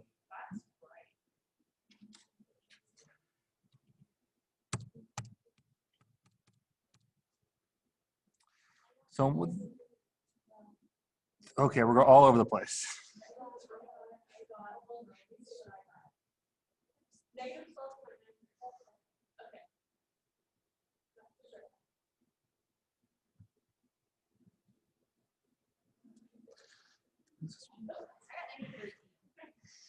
Yeah, that looks more right.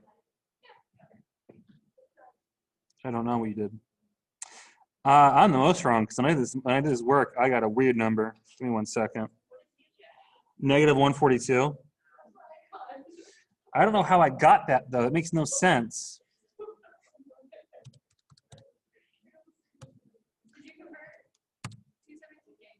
Yeah.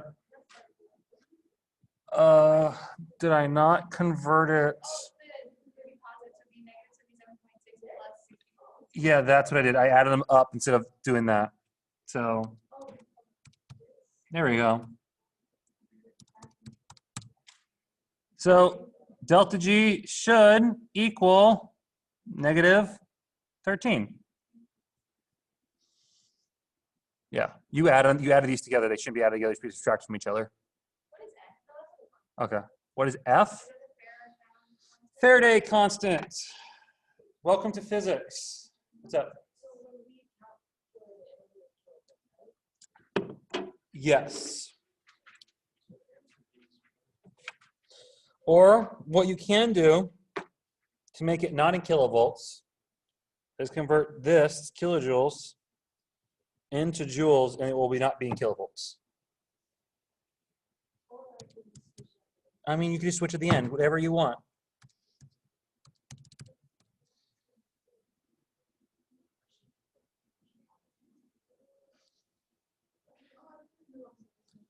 Okay, so 96,000 times 3. Good. So that number divided by that number. What? You got A? Well, that's good because A is the right answer.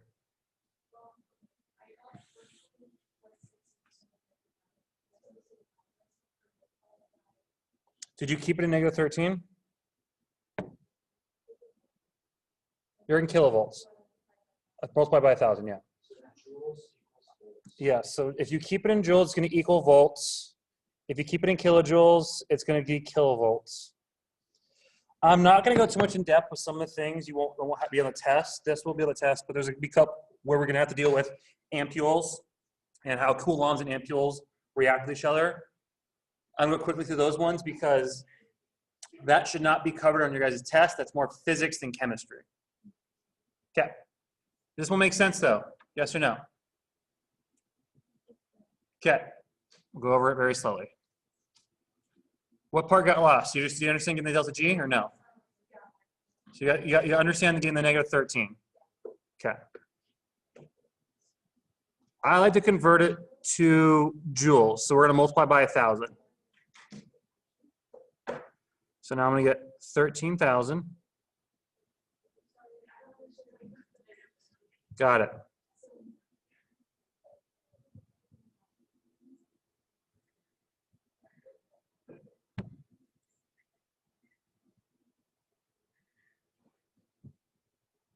Okay.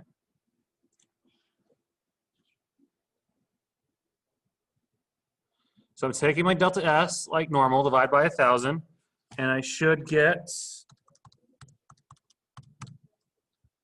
0.217.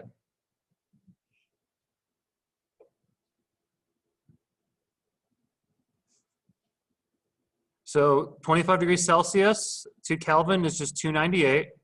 So multiply by 298. So what's negative 2.17 times 298? What's that going to equal?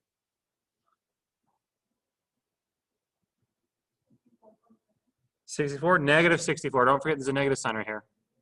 Negative 64.7. So what's a negative minus a negative? You're just adding them, right? So negative 77 plus 64.7 will give you 13. Does that make sense? Okay, that's how we got the 13. All that makes sense. Negative 13. Negative 13. That number's bigger. Okay. So now I have negative 13 joules. We're going to convert that to kilojoules. So we're going to multiply by 1,000. Oops. No. So 1, 2, 3 is equal to negative NF E. Okay. It gives you N, so you just type in negative 3. This right here is F. It's given at the very beginning. 96,500. 96,500. So what does this equal?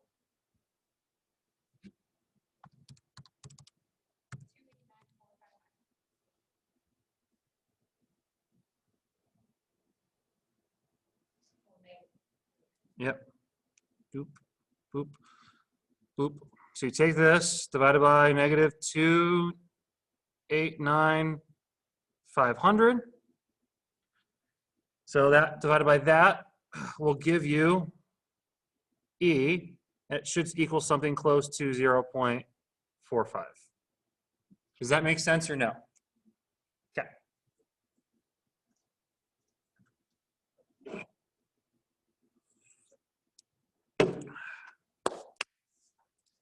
Yay! 27. We're gonna go over it.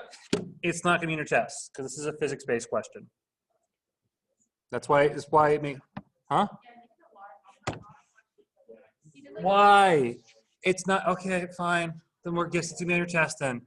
Why are they adding physics-based questions? It's so stupid. Because he's trying to make the engineers happy. Don't make the engineers happy. Makes life hard. Okay, if you're given grams, I know you're an engineer.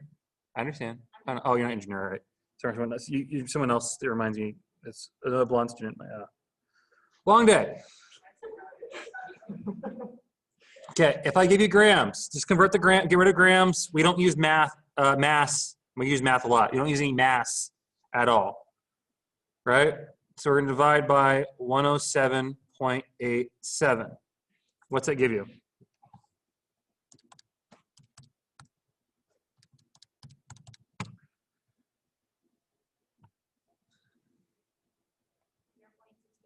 Yep. Moles. Okay. So Faraday's constant technically is coulombs per mole. So we're going to take the 0.116 moles times Faraday's number. Cancel out the moles. Moles should cancel out. What do you guys get? 15,476. Good. 0.5. Okay. That's coulombs. Coulombs is equal to something called ampules or amps per time. And we're looking for seconds, which is time. And we have 10 amps, right? So you just plug 10 in, so 10t, divide by 10. What do you get?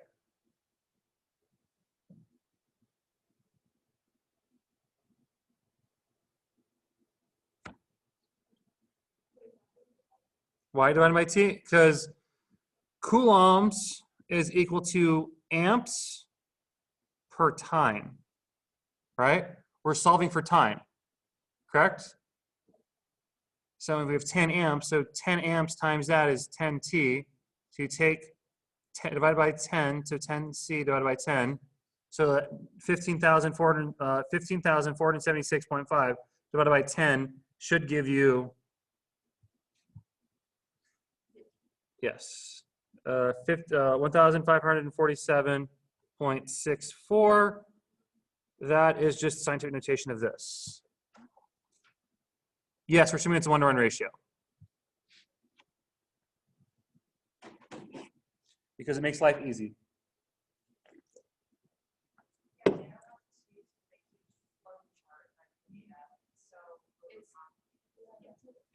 Physics. That's why I want to go over it, because it's a physics-based problem, but that's what you're going to do. Don't use that flow chart. Assume it's 1-to-1 ratio.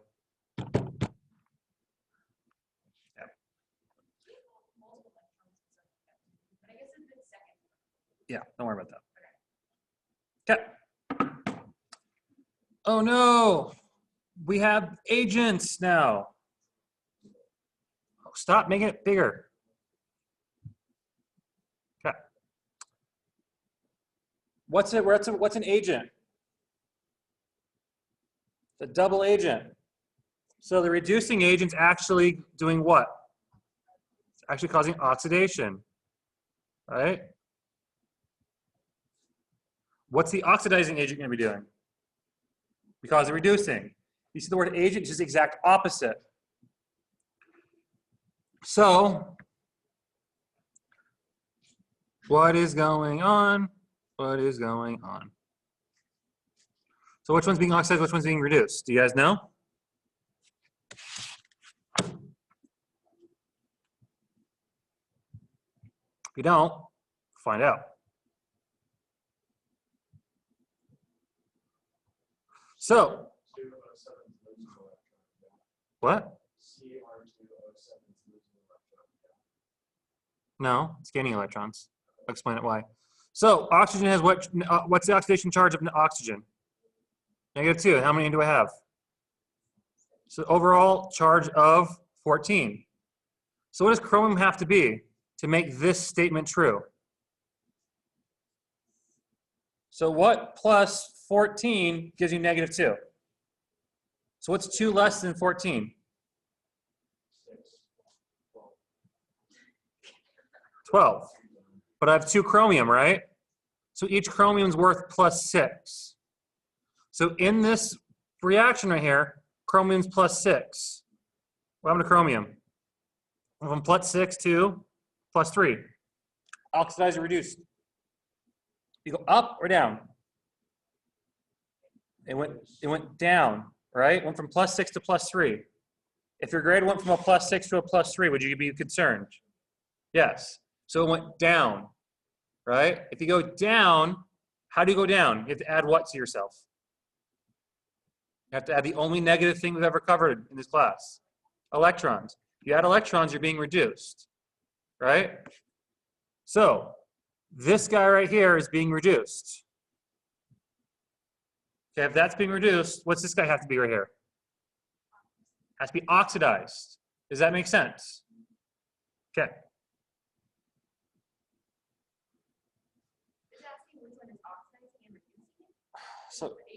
So the agents are always under, so redox reactions are always going to be on the reactant side. Agents are always going to be on the product side. Kind of like conjugates. The agent just basically means conjugate. So this guy over here, boom. This guy over here, boom, boom. So 28. So what's causing everything going on?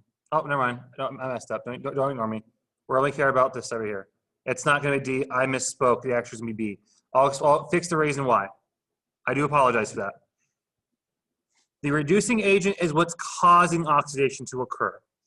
But oxidation reactions, we don't care about the products at all. We only care about the reactants. So if this is being reduced, it's technically being an oxidizing agent because it's causing oxidation to occur. Because it's accepting electrons, right?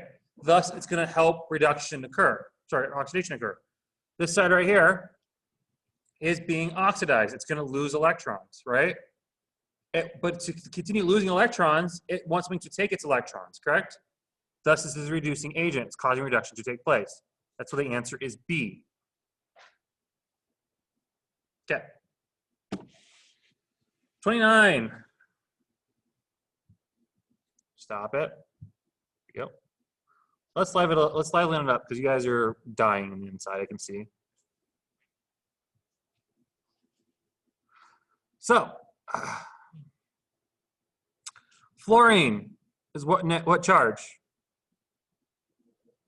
-1. Good. But I have 6 fluorines, right? So what's the overall charge? -6. Is there a number up here?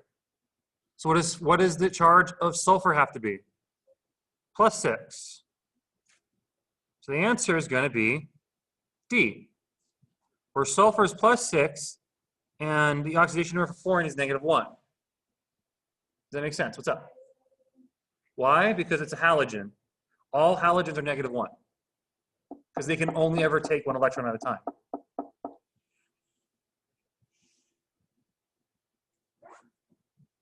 Good, cool.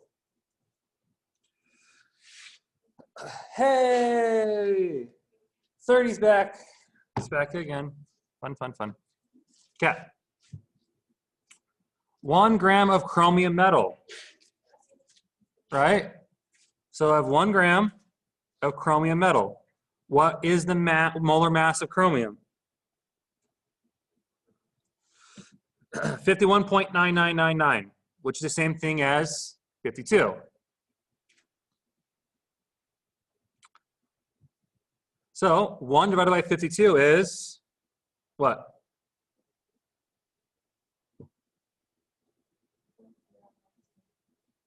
Good. That's moles. Times that by 96,500, which gives you 1855.8. So remember, coulombs is equal to ampules or amps per time. So if I divide by amps, I should get time left over. I have 3 amps this time, right?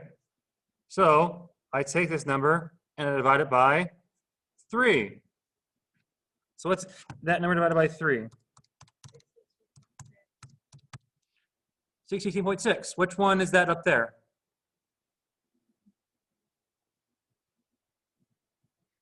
I rounded a little bit, so the answer is going to be a little bit off. The answer should be B. It's the closest one to it. What? Nope, I messed up. Not B, D. Sorry, it's a long day for me. How? Whoa. Yep, never mind, it's B. I messed up. It is D. Sorry, B. It's a long day for me, guys. It's all I've had for sugar and food source, so. Losing my mind slowly. What's up? That's Faraday's constant. No, I'm good. I don't know what that is. Just toss it. I don't know what that means. Oh God. Does it have yogurt in it? No, I just don't like yogurt. I think it's frosting at the bottom. Is it frosting? We'll find out in 3 seconds. All right. That's awful for you. Oh God. No, it's not. But I'm eating sugar with sugar. I'm gonna throw up after this. This is bad. I can already tell it's way too much. Oh God, it's all sugar. Oh God. Oh. How did I get B?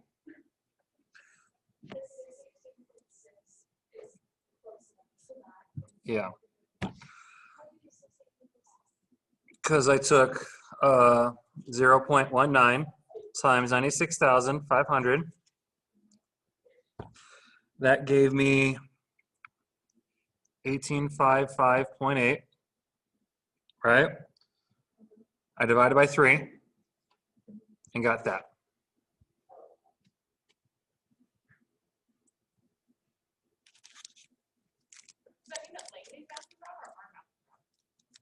It could be both. I did run a little bit, so it's most likely Langley's math is wrong. Yeah. Okay, so half reaction, when it's for like the first one, if it's like CA goes to 2B, you change the sign, right? It goes to a positive. What, here? Yeah. No. Don't worry about that. I'll talk about half reactions a little bit. Okay. So half reaction, what's that mean? It's half the reaction, right? If you notice, they're all adding electrons. So what half of the reaction are we looking at? Reduction or oxidation? If you add electrons, so you're going from positive to +2 to 0. Go up or down.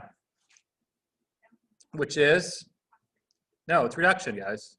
It's just annoying because you reduce the number.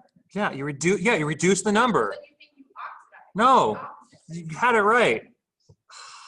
This is what that's why I hate this concept. Okay. I think something like Leo goes first. Okay, Leo goes grr. Leo goes, grr, right? Losing electrons oxidize. Gaining electrons is reduced. Yes. Does this actually help you guys? Oh God. Okay. Oh my. Lose electron is oxidation. Gaining electrons is reduction. Oil rig. Oxidation is losing. Reduction is gaining.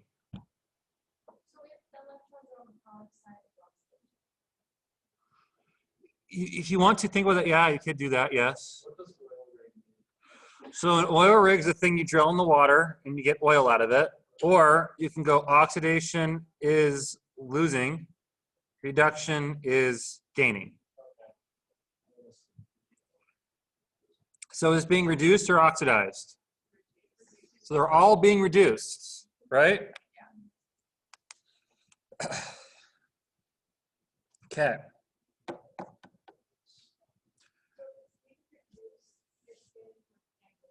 Yes, because the numbers are being reduced. Because the number is being reduced. That's why it's called reduced.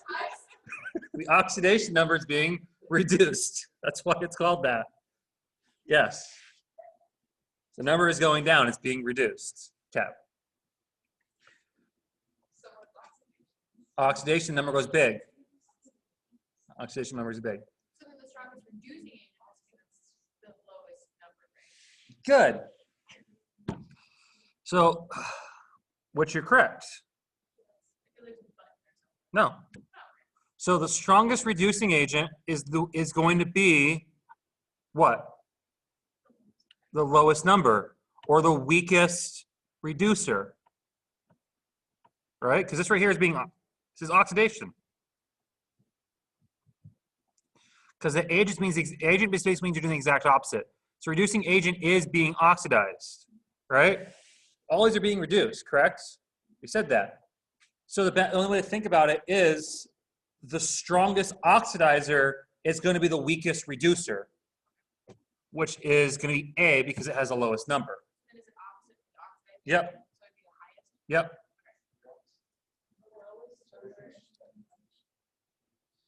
So we all agree that all these are being reduced, right? Okay. Reducing agent is what? Oxidation or reduction? Oxidation. So,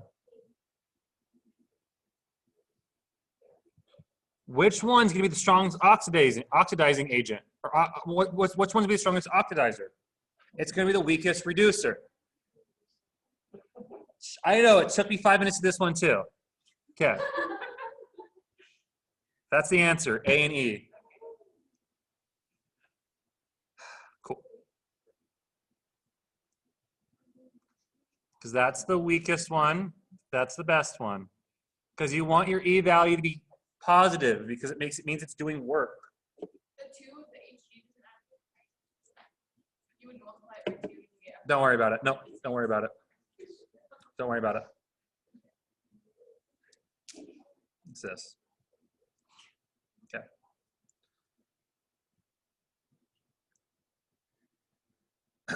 Okay, going down here. We're doing 33 now, right? How many electrons are transferred? No. It's never going to be this one, guys. Never, ever, ever pick this. Langley does this on purpose, you guys who give up. I understand you guys are done, but never pick that answer. Okay, let's look at something. So what's the charge of chlorine? -1. What's the charge of hydrogen? So hydrogen went from a +1 charge here to a neutral form, which is 0. What's going on here? Did I gain or lose an electron? I went from positive to 0. Did I go up or down? Which is being reduced. So getting electrons, yes. I'm getting 1 electron. Cool. CdCl2. What's going on here? What's But then it's actually -2. Which means CD has to be +2. so CD went from 0 to +2. How many electrons are being transferred? The answer is 2, because you always transfer the most amount of electrons. Yeah. So this 1 electron theoretically, since there's 2 hydrogen here, right? There's a 2 there, right? You see that 2? We didn't talk about that 2 on purpose. That 2's there, right?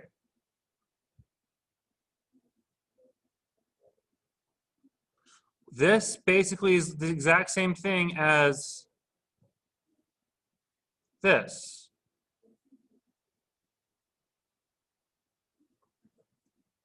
Right, it's 2 electrons. Yeah, it's 2 electrons. That's why 2 electrons are being transferred. Because this 2 here is saying there's going to be 2 electrons transferred. That makes sense or no?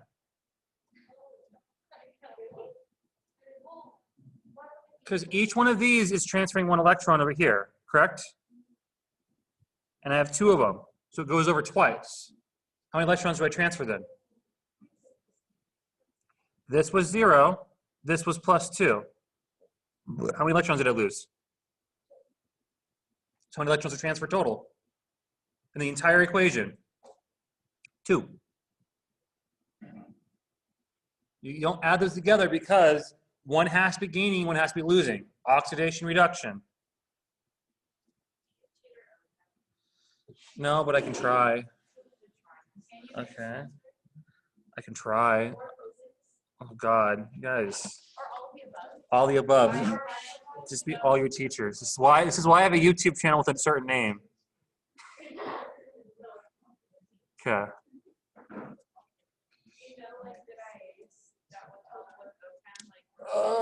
I don't know if they're going to come back or not. That's the problem. Oh, Mario's coming back. The Mario's coming back, then take Mario. Mario's good.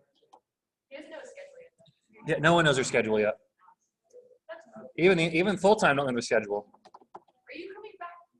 If I don't get into med school, most likely I won't get into med school because of COVID. So yeah, I'll probably come back. Just for like 1 more semester? Probably 1 more semester or try.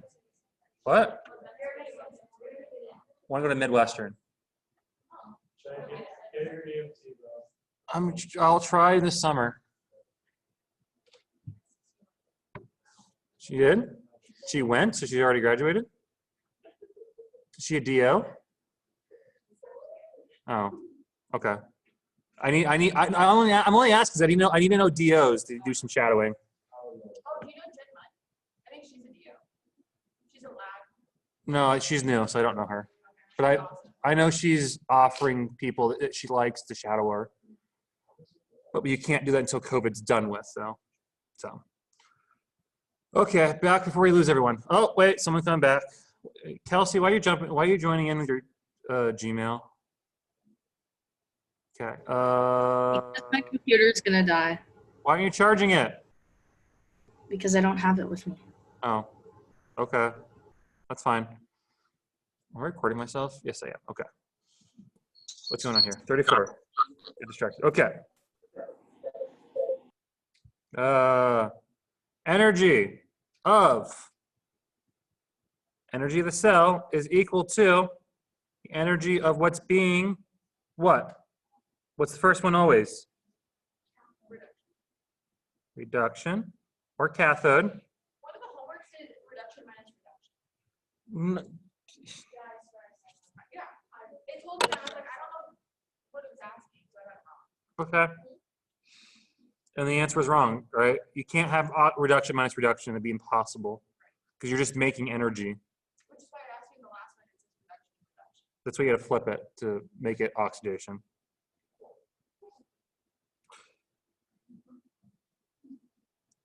I don't like when they ask those questions. Okay. So the cathode or the something being reduced minus the anode is being oxidized. Hey, here's our equation. What's happened to calcium? What's the charge of normal calcium? Whoa. Going from 0 to this. So it's being oxidized, right? So the energy of my calcium one, right? Oh no. That's being what? Yes. Yep.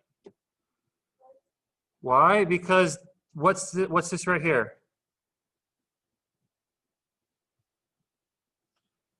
Ca plus 2 electrons gives you Ca solid. This right here is an example of reduction. You just told me this right here is an example of oxidation. Okay. Oxidation and reduction are opposite things, right? But same energy is involved. You just flip the sign. Well, I don't know yet. I got to finish the question. I do have the answers.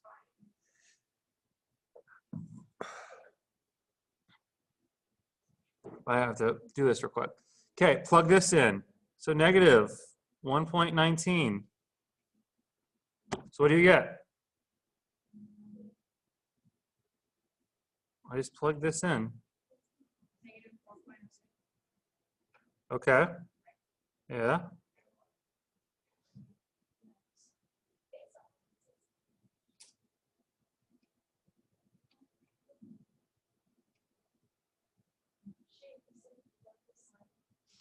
Yeah, because you just told me, you just said this is oxidized, right? Okay. Why would you say it's 1.68?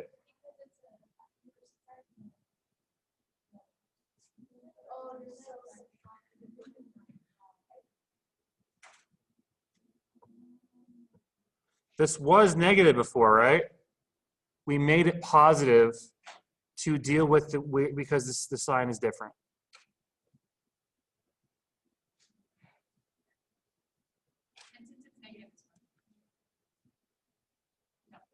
No, it's non-spontaneous. You want your E to be positive. So it's A. No, wait.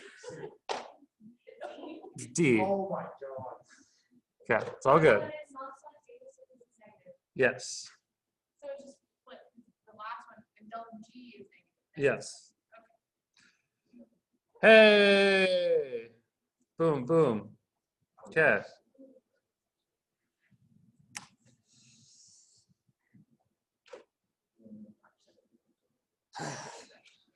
What? Reduction potential. 35.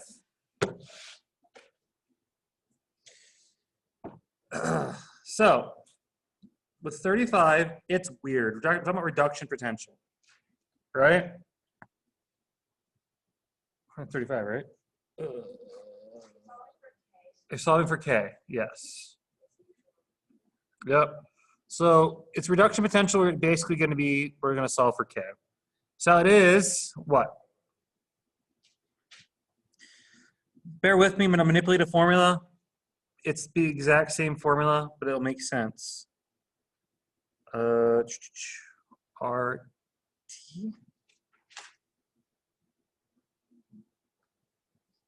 and F ln of K. Oh God, did I been doing something wrong the entire time? Oh God.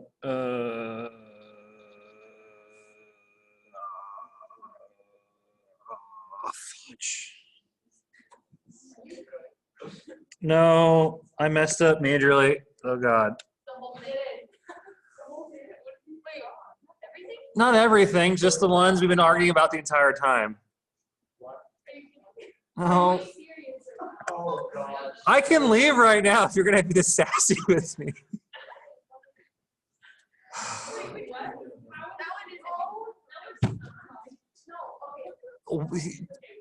Don't flip the signs. Just keep the signs the same. Why? Yes, because it's just the way the problem's worded. I'm sorry. No. No, yeah, I was right. Yes. You're just going to keep the signs the same. It's still the reduction minus the oxidation. You just plug the numbers in. Yeah, so the answer is A.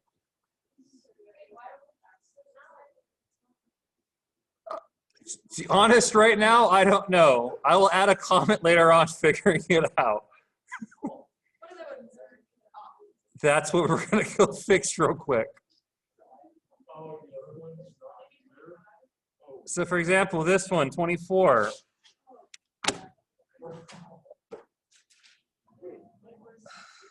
'24 should be C. We don't flip the sign. Sorry about that, Zoomies. can I look at 24 for a sec? Sorry. Sure, you can look at 24. Sure. No, you don't flip the sign.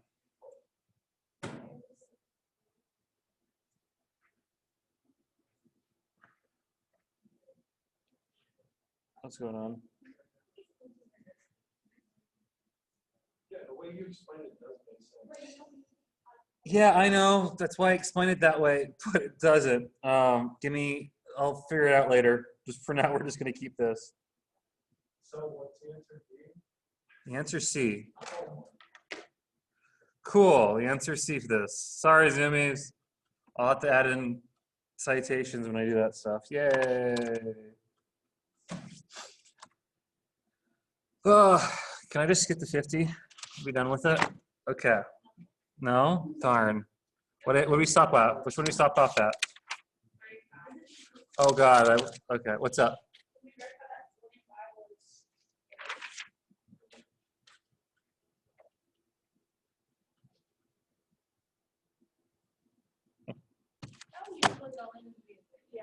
So it should be fine.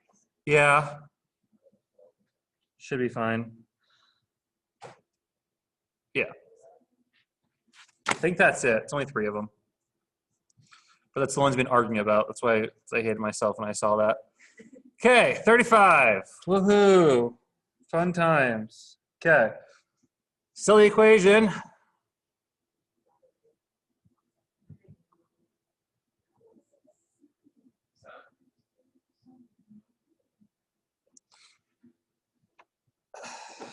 Okay.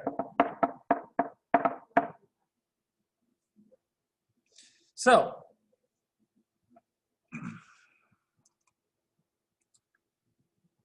what's happening to SN? Being oxidized or reduced?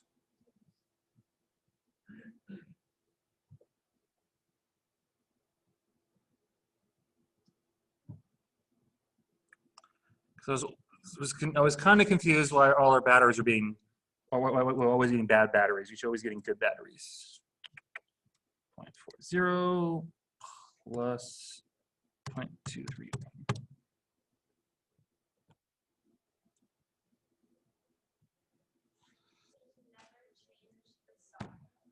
No, just keep it the same.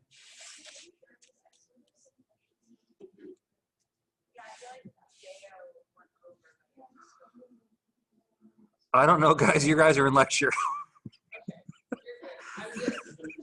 I did this like 30 minutes before I came here, so we'll figure it out. I'll put annotations in the videos. We'll figure it out. Okay. Well, I'm going to do something. Okay, that goes into E. So 8.314 times 298. I'm just plugging the values. And how many electrons are being transferred?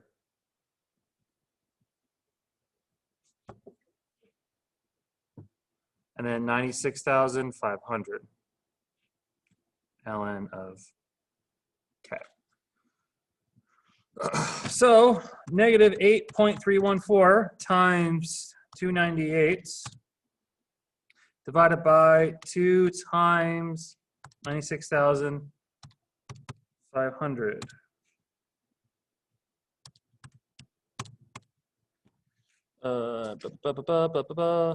Okay.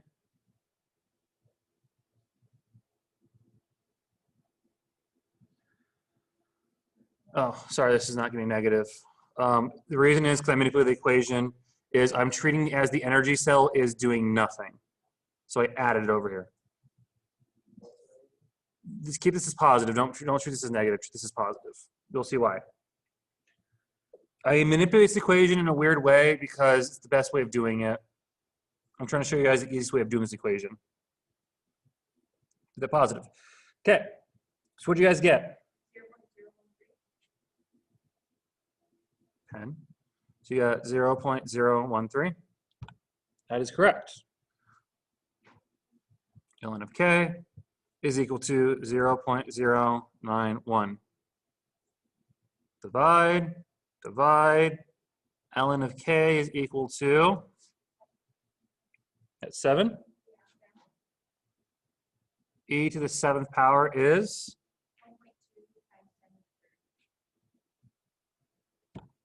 Yep.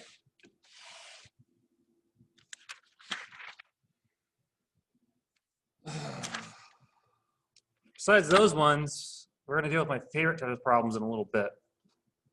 I got to ask you guys went over this in lecture because I'm guessing not, because I don't understand how Langley and Day is going to explain this stuff. Okay, this one's pretty simple.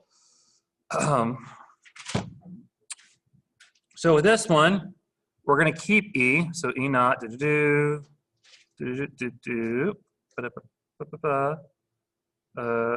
the ln of K. So we're solving for this guy. We're given E cell, all right? How many electrons are being transferred?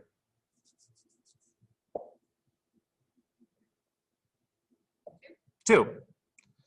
But there's an issue here. So if I write this equation out,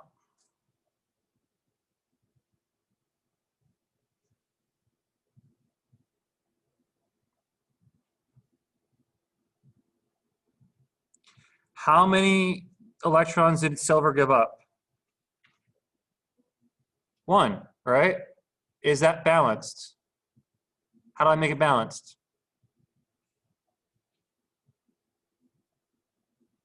That's what 2's there. I think, does that make sense? Okay. That's important because with K, products of a reactants, right? So, boom, boom. Oh, this should be positive. This should be negative. This should be normal. My bad. I messed up that part. There we go.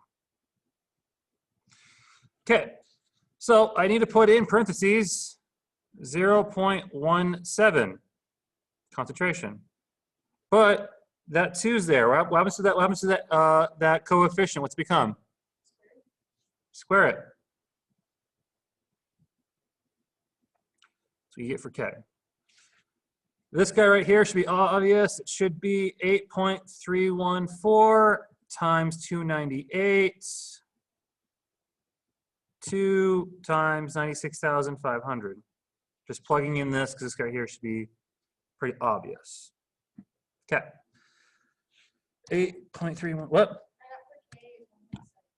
Okay, let me check it out real quick.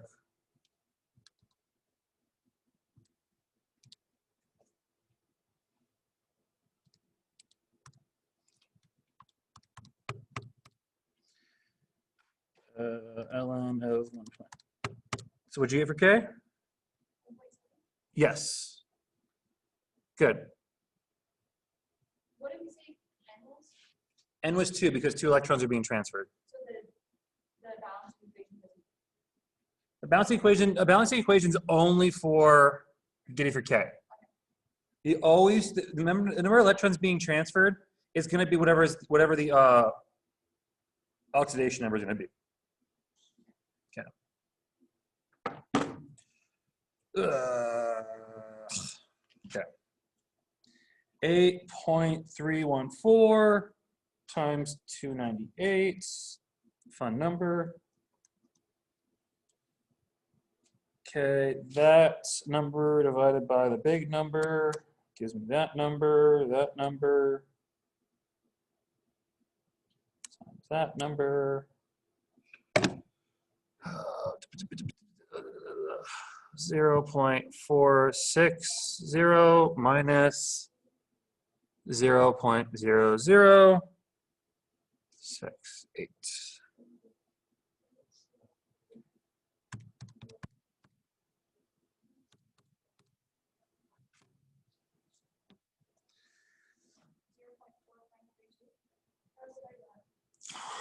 Yes.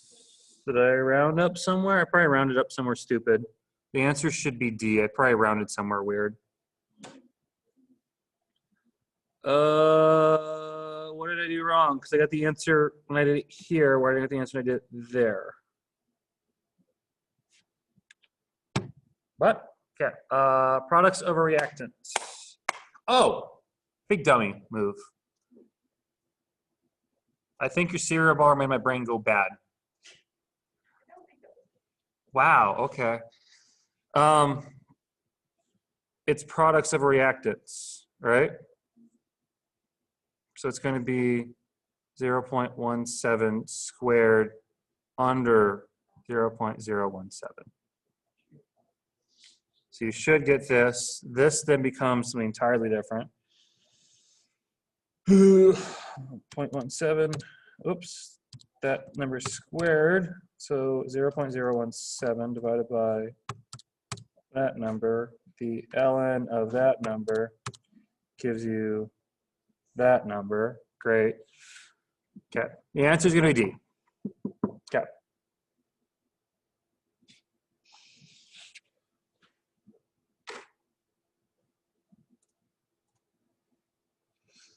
Did you guys talk about reduction or oxidation in acidic and basic solutions at all? Oh God, why? These questions take forever. I hate these fucking things. Okay. No, I honestly do. These things suck. Okay. You don't see why. I need a whole work page for one problem. I'm not kidding. I need a whole page.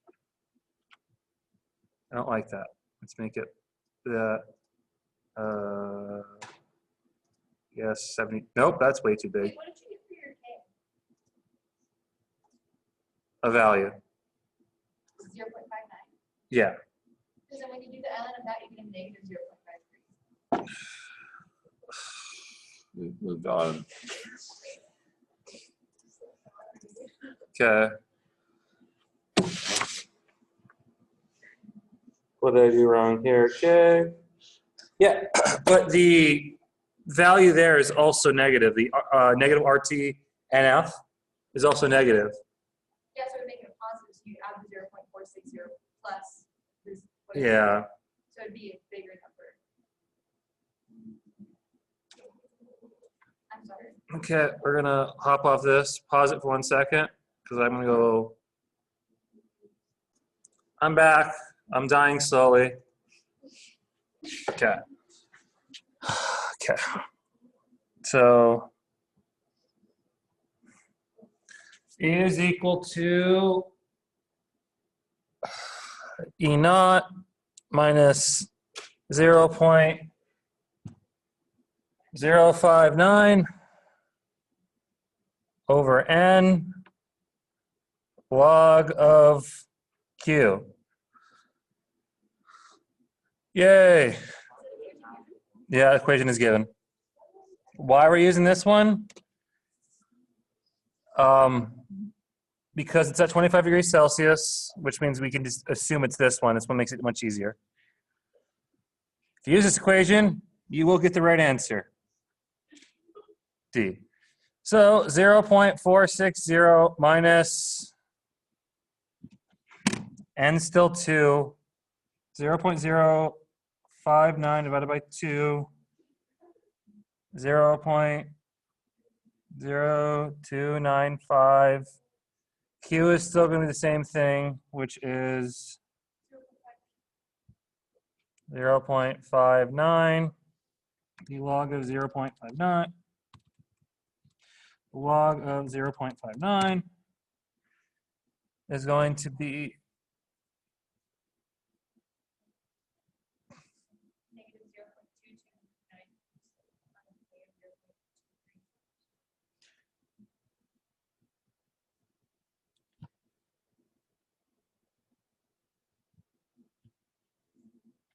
sorry.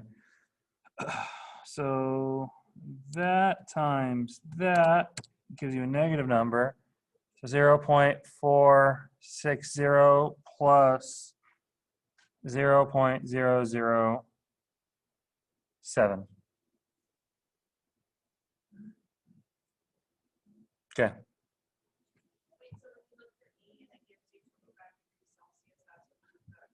Yeah. Yep. This makes everything look nice. This makes everything easier. Okay, going back to the problem I hate. Okay, gotta do this. Okay, CR207 plus S2O3 gives you chromium plus 3. I believe this is -2. That's a -2. And plus S4O6. Oops. Everything's -2. Got it. -2. Okay. So there's a series of steps we have to follow for these ones. First off, we're going to figure out what's being reduced, which one's being oxidized. So this one right here, is it being reduced or oxidized? We already did one. We already solved for this one before. Chromium was +6 here. So it's going from a +6 to a reduced. So we're going to write two half equations. The first half equation is going to be, we're going to give it a wide range of births because we're going to add so many things. No, you can, because the half equation was what it's dealing with. So the half equation is everything being reduced, everything being oxidized. You're just breaking up two different equations. Okay, down here we have S2O3 minus 2.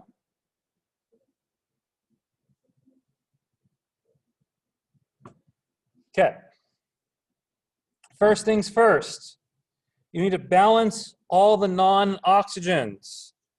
So how many of those guys do we have there? How many guys do we have over here? Put a 2 there.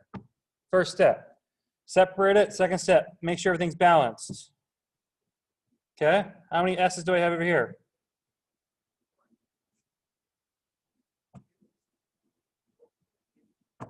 Is it balanced now? Okay. Next, I need to balance the oxygens by adding water. How many oxygens do I have over here? How many do I have over here?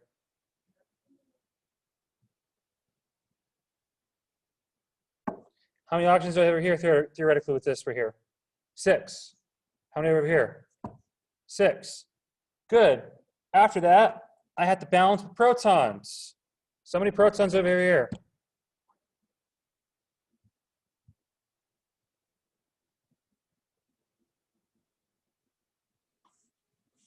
I have plus 14 protons. Let's make this better. Okay.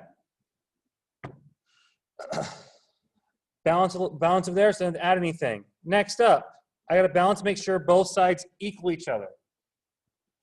What's the charge of this thing over here? Positive what? What's charge on this side over here? Nope. Nope.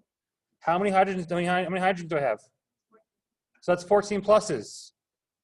Minus that 2. That's 12. Leaving? I don't blame you. I want to leave too. No, we're gonna have to go. We're almost done. We're just gonna power through it. We're almost done. We only have, yeah. Okay, you're gonna want to add 12 electrons. What? You have to make both sides equal each other, right? Not 12. Sorry, my bad. So there's plus 3 over here, right? This over here would be a minus, sorry, a plus 12. Are they the same charges on both sides? Yeah, it'd be 9 electrons. Why I messed up. 9 electrons.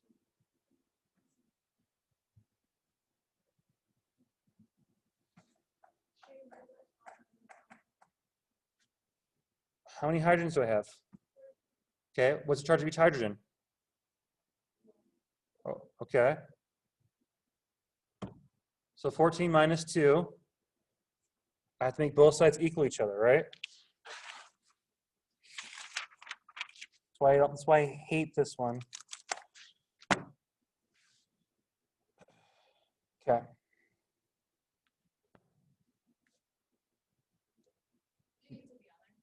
Probably not, because it's going to take way too long. Huh? It probably won't be this complicated as this one, though. I can do easier ones. What's up? Yeah? Huh? That's being reduced.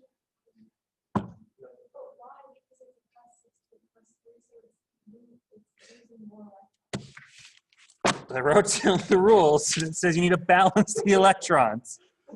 Okay, I have it right here.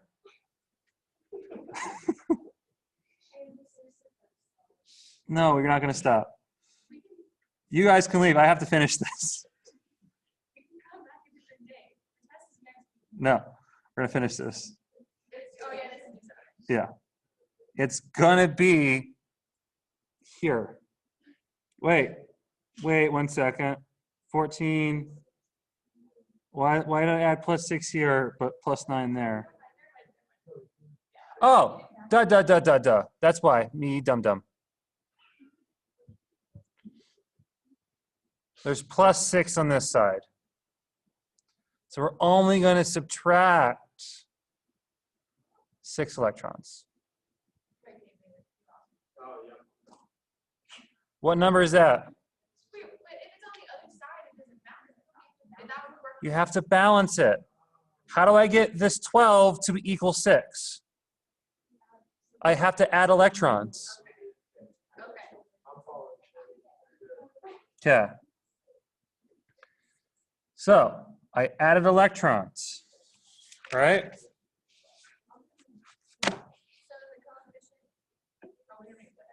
Not even close yet. Now I'm going to balance the bottom one. Yeah, because we're going to add them together.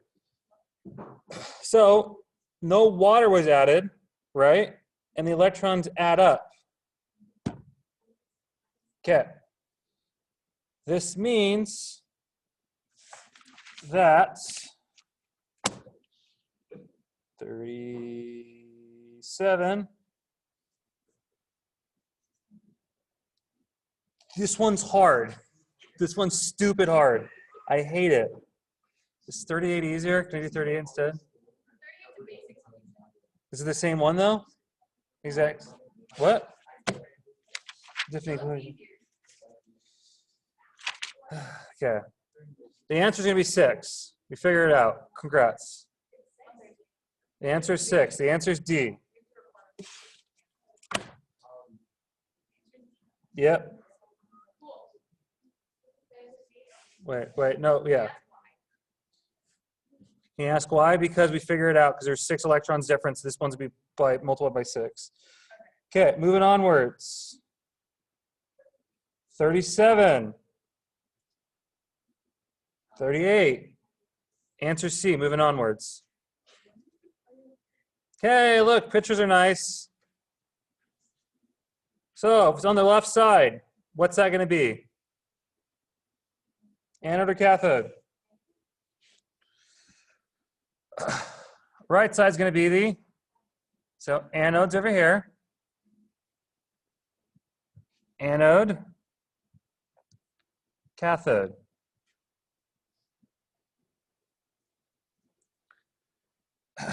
So, 39. So if this is the anode, what's the anode do? Oxidation reduction. Okay. So which one of these shows oxidation of aluminum? C and D do, right? C and D do. Okay. Yes. That's why this, right? Because it's oxidation reduction. They have to be, they both be on the same side. Why C is the correct answer. So that one's much easier. Okay, moving on. Hey, Dom, we only have 10 more to go. Hey, look, 40. We know how to do these ones already, right? Okay.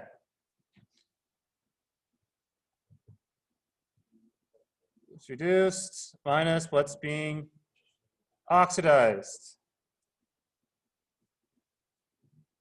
So you're not given an equation for this one, right? What? Yep.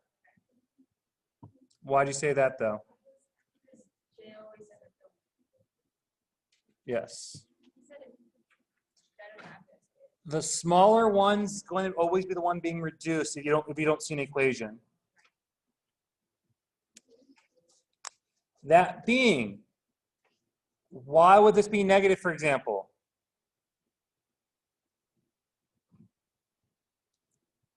You have a net, these are both being reduced, right? The closer one to positive is the better reducer. So we're going to assume that one's the reducer. The bigger negative one is going to be the exact opposite to the oxidizer.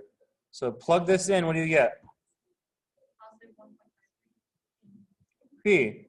Wait, so that's how you decide what to reduce. If you can't see a chemical equation, yes. They're both being reduced. The smallest one becomes reduced because it's closer to 0 or closer to a whole, like a positive number, and it'd be subtracted by the other one. Does it matter the electron rating? No. No. Would this be considered one of the easy questions? Yeah. Yep. 41. Almost there. So which one's the cathode, which one's the anode? Remember, the smaller number is going to be what? The anode, or the one being oxidized, right? So that's going to be the anode, or the one being oxidized. That's going to be the cathode, the one being reduced. So, is is copper being produced in the cathode? Yes or no? No, copper is not being produced. Copper should be being oxidized. That's not being oxidized. A and B are wrong. Good. 41. The answer is E, because we're assuming right here what one electron is transferring, so boom, boom. This is being produced in the cathode, this is being produced in the anode. It's produced in the anode, being produced in the cathode. 41 is E. So which one favors products? Hey, we did these ones already before. So delta G has to be negative. So which one is delta G negative? B and E. K is equal to products of a reactant. So we want K to be what? We want K to be big, right?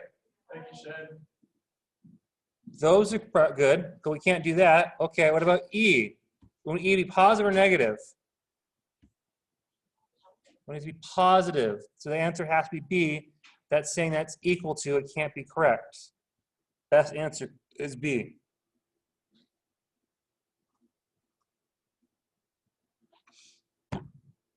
$43. Okay. I'm going to do it real quickly so we can just move on. Because we've done ones like these already before, but it's going to be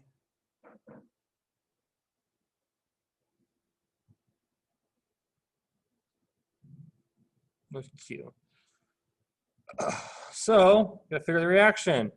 I know that iron's being what? Oxidized, right? So I should have 0.8 because it's being reduced. Minus minus, so plus plus 0.44, which should give you what for this value? 1.24. Good. How many electrons are being transferred total? 2. So N should be 2. So in purple, we got 8.314 times 298, 2 times 96,500. All that's negative. So figure what that out is. For Q, yeah, remember where Q is equal to products over reactants.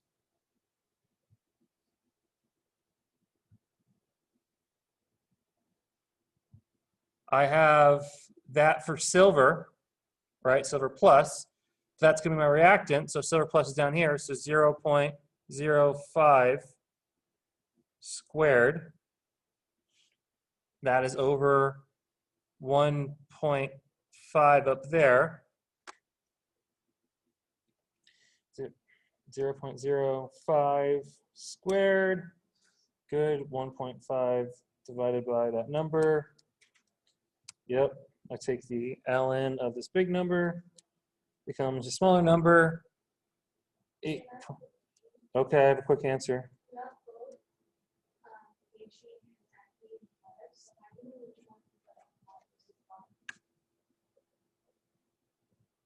What iron is that? Where's that one found?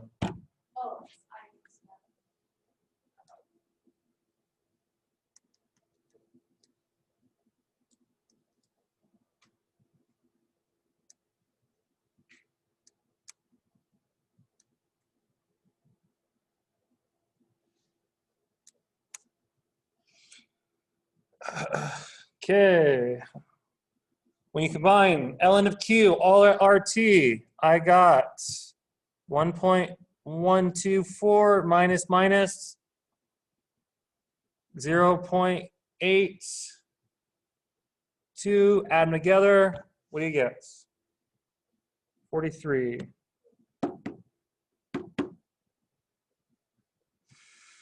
Never mind. What did I mess up on? Did I forget? Did I get a negative number for the log and I just forgot about it? It's ln.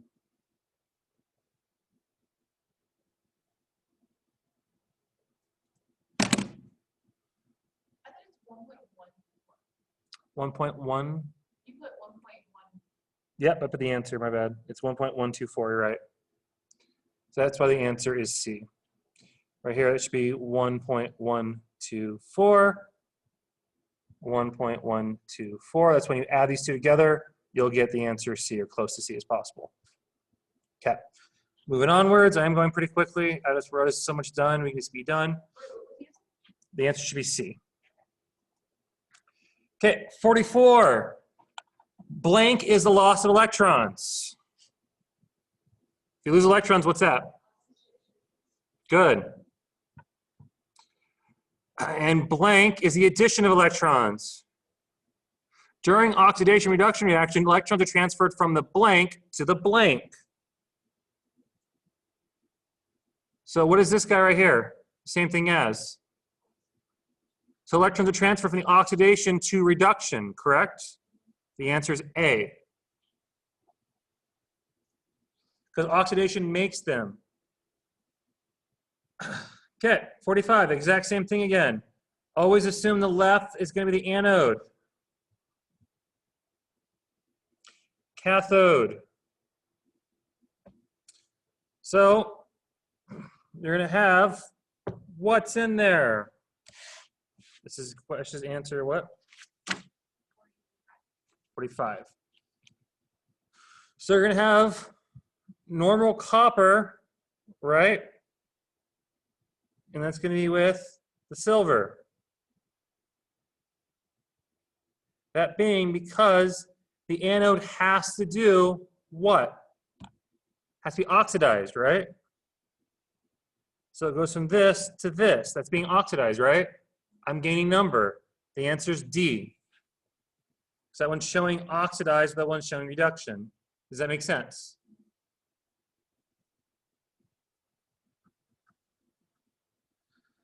Okay, 46.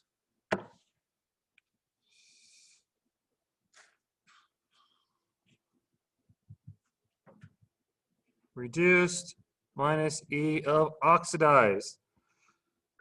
So which one's being which? 46, 0.8 minus 0.34. You should get B.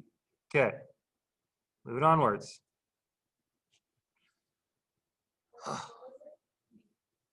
B.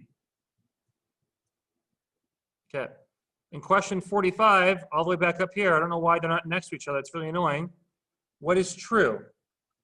Electrons are flowing from copper into silver, correct? Do you guys see that? So 47, the one that says the correct one, electrons are flowing from the anode to the cathode. That's why C is the right answer. 47. Whoops, my bad. D. Yeah. So electrons flow from the cathode to, the anode to the cathode, right? And the solvent over here will eat up any excess electrons. That's why D is the correct answer, 47. Okay. 48. I'm going to give you the answer because you guys can do this one by yourself. It's pretty much the exact same thing we've always been doing.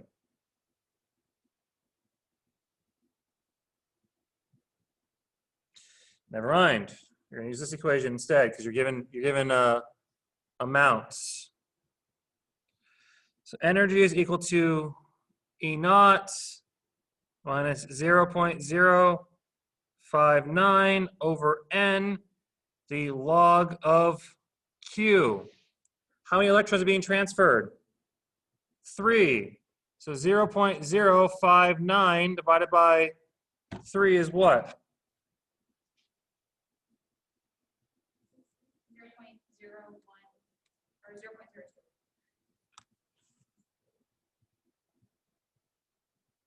You sure? 0.059 divided by 3? 0.019666667. Okay. So 0.02. Yep, okay. Okay, that's when it's going to be here. So cancel that out, put that there. Q is going to equal what? Products of reactants, right? If I do this correctly, it's going to be silver over gold. So AG over AU. Okay, and there's 3 because only 1 electron is being transferred. So multiply plus 3. So you plug in there, plug in the value there. Boom, boom. E is going to equal C. Okay. Moving on. 49. What's the correct shorthand? Remember, this guy is always with this guy, right? So it should be iron should be the first thing up. Answer is A, yep. The rest of these are wrong. So iron's the first one, iron should show up. And iron's with his friend, but copper should be right here. Okay. Hey, let's put about 50, woohoo, celebration. So, solutions AgCu F3Ti4 are electrolyzed. Which one will last the longest? Which one can take more electrons? Which one can take the most amount of electrons? Which one has the highest oxidation number? It can take more electrons, right? Which means it can last for longer. So it's going to take more time. The answer is C. Okay, I'm ending the thing because I want to go home and get some food.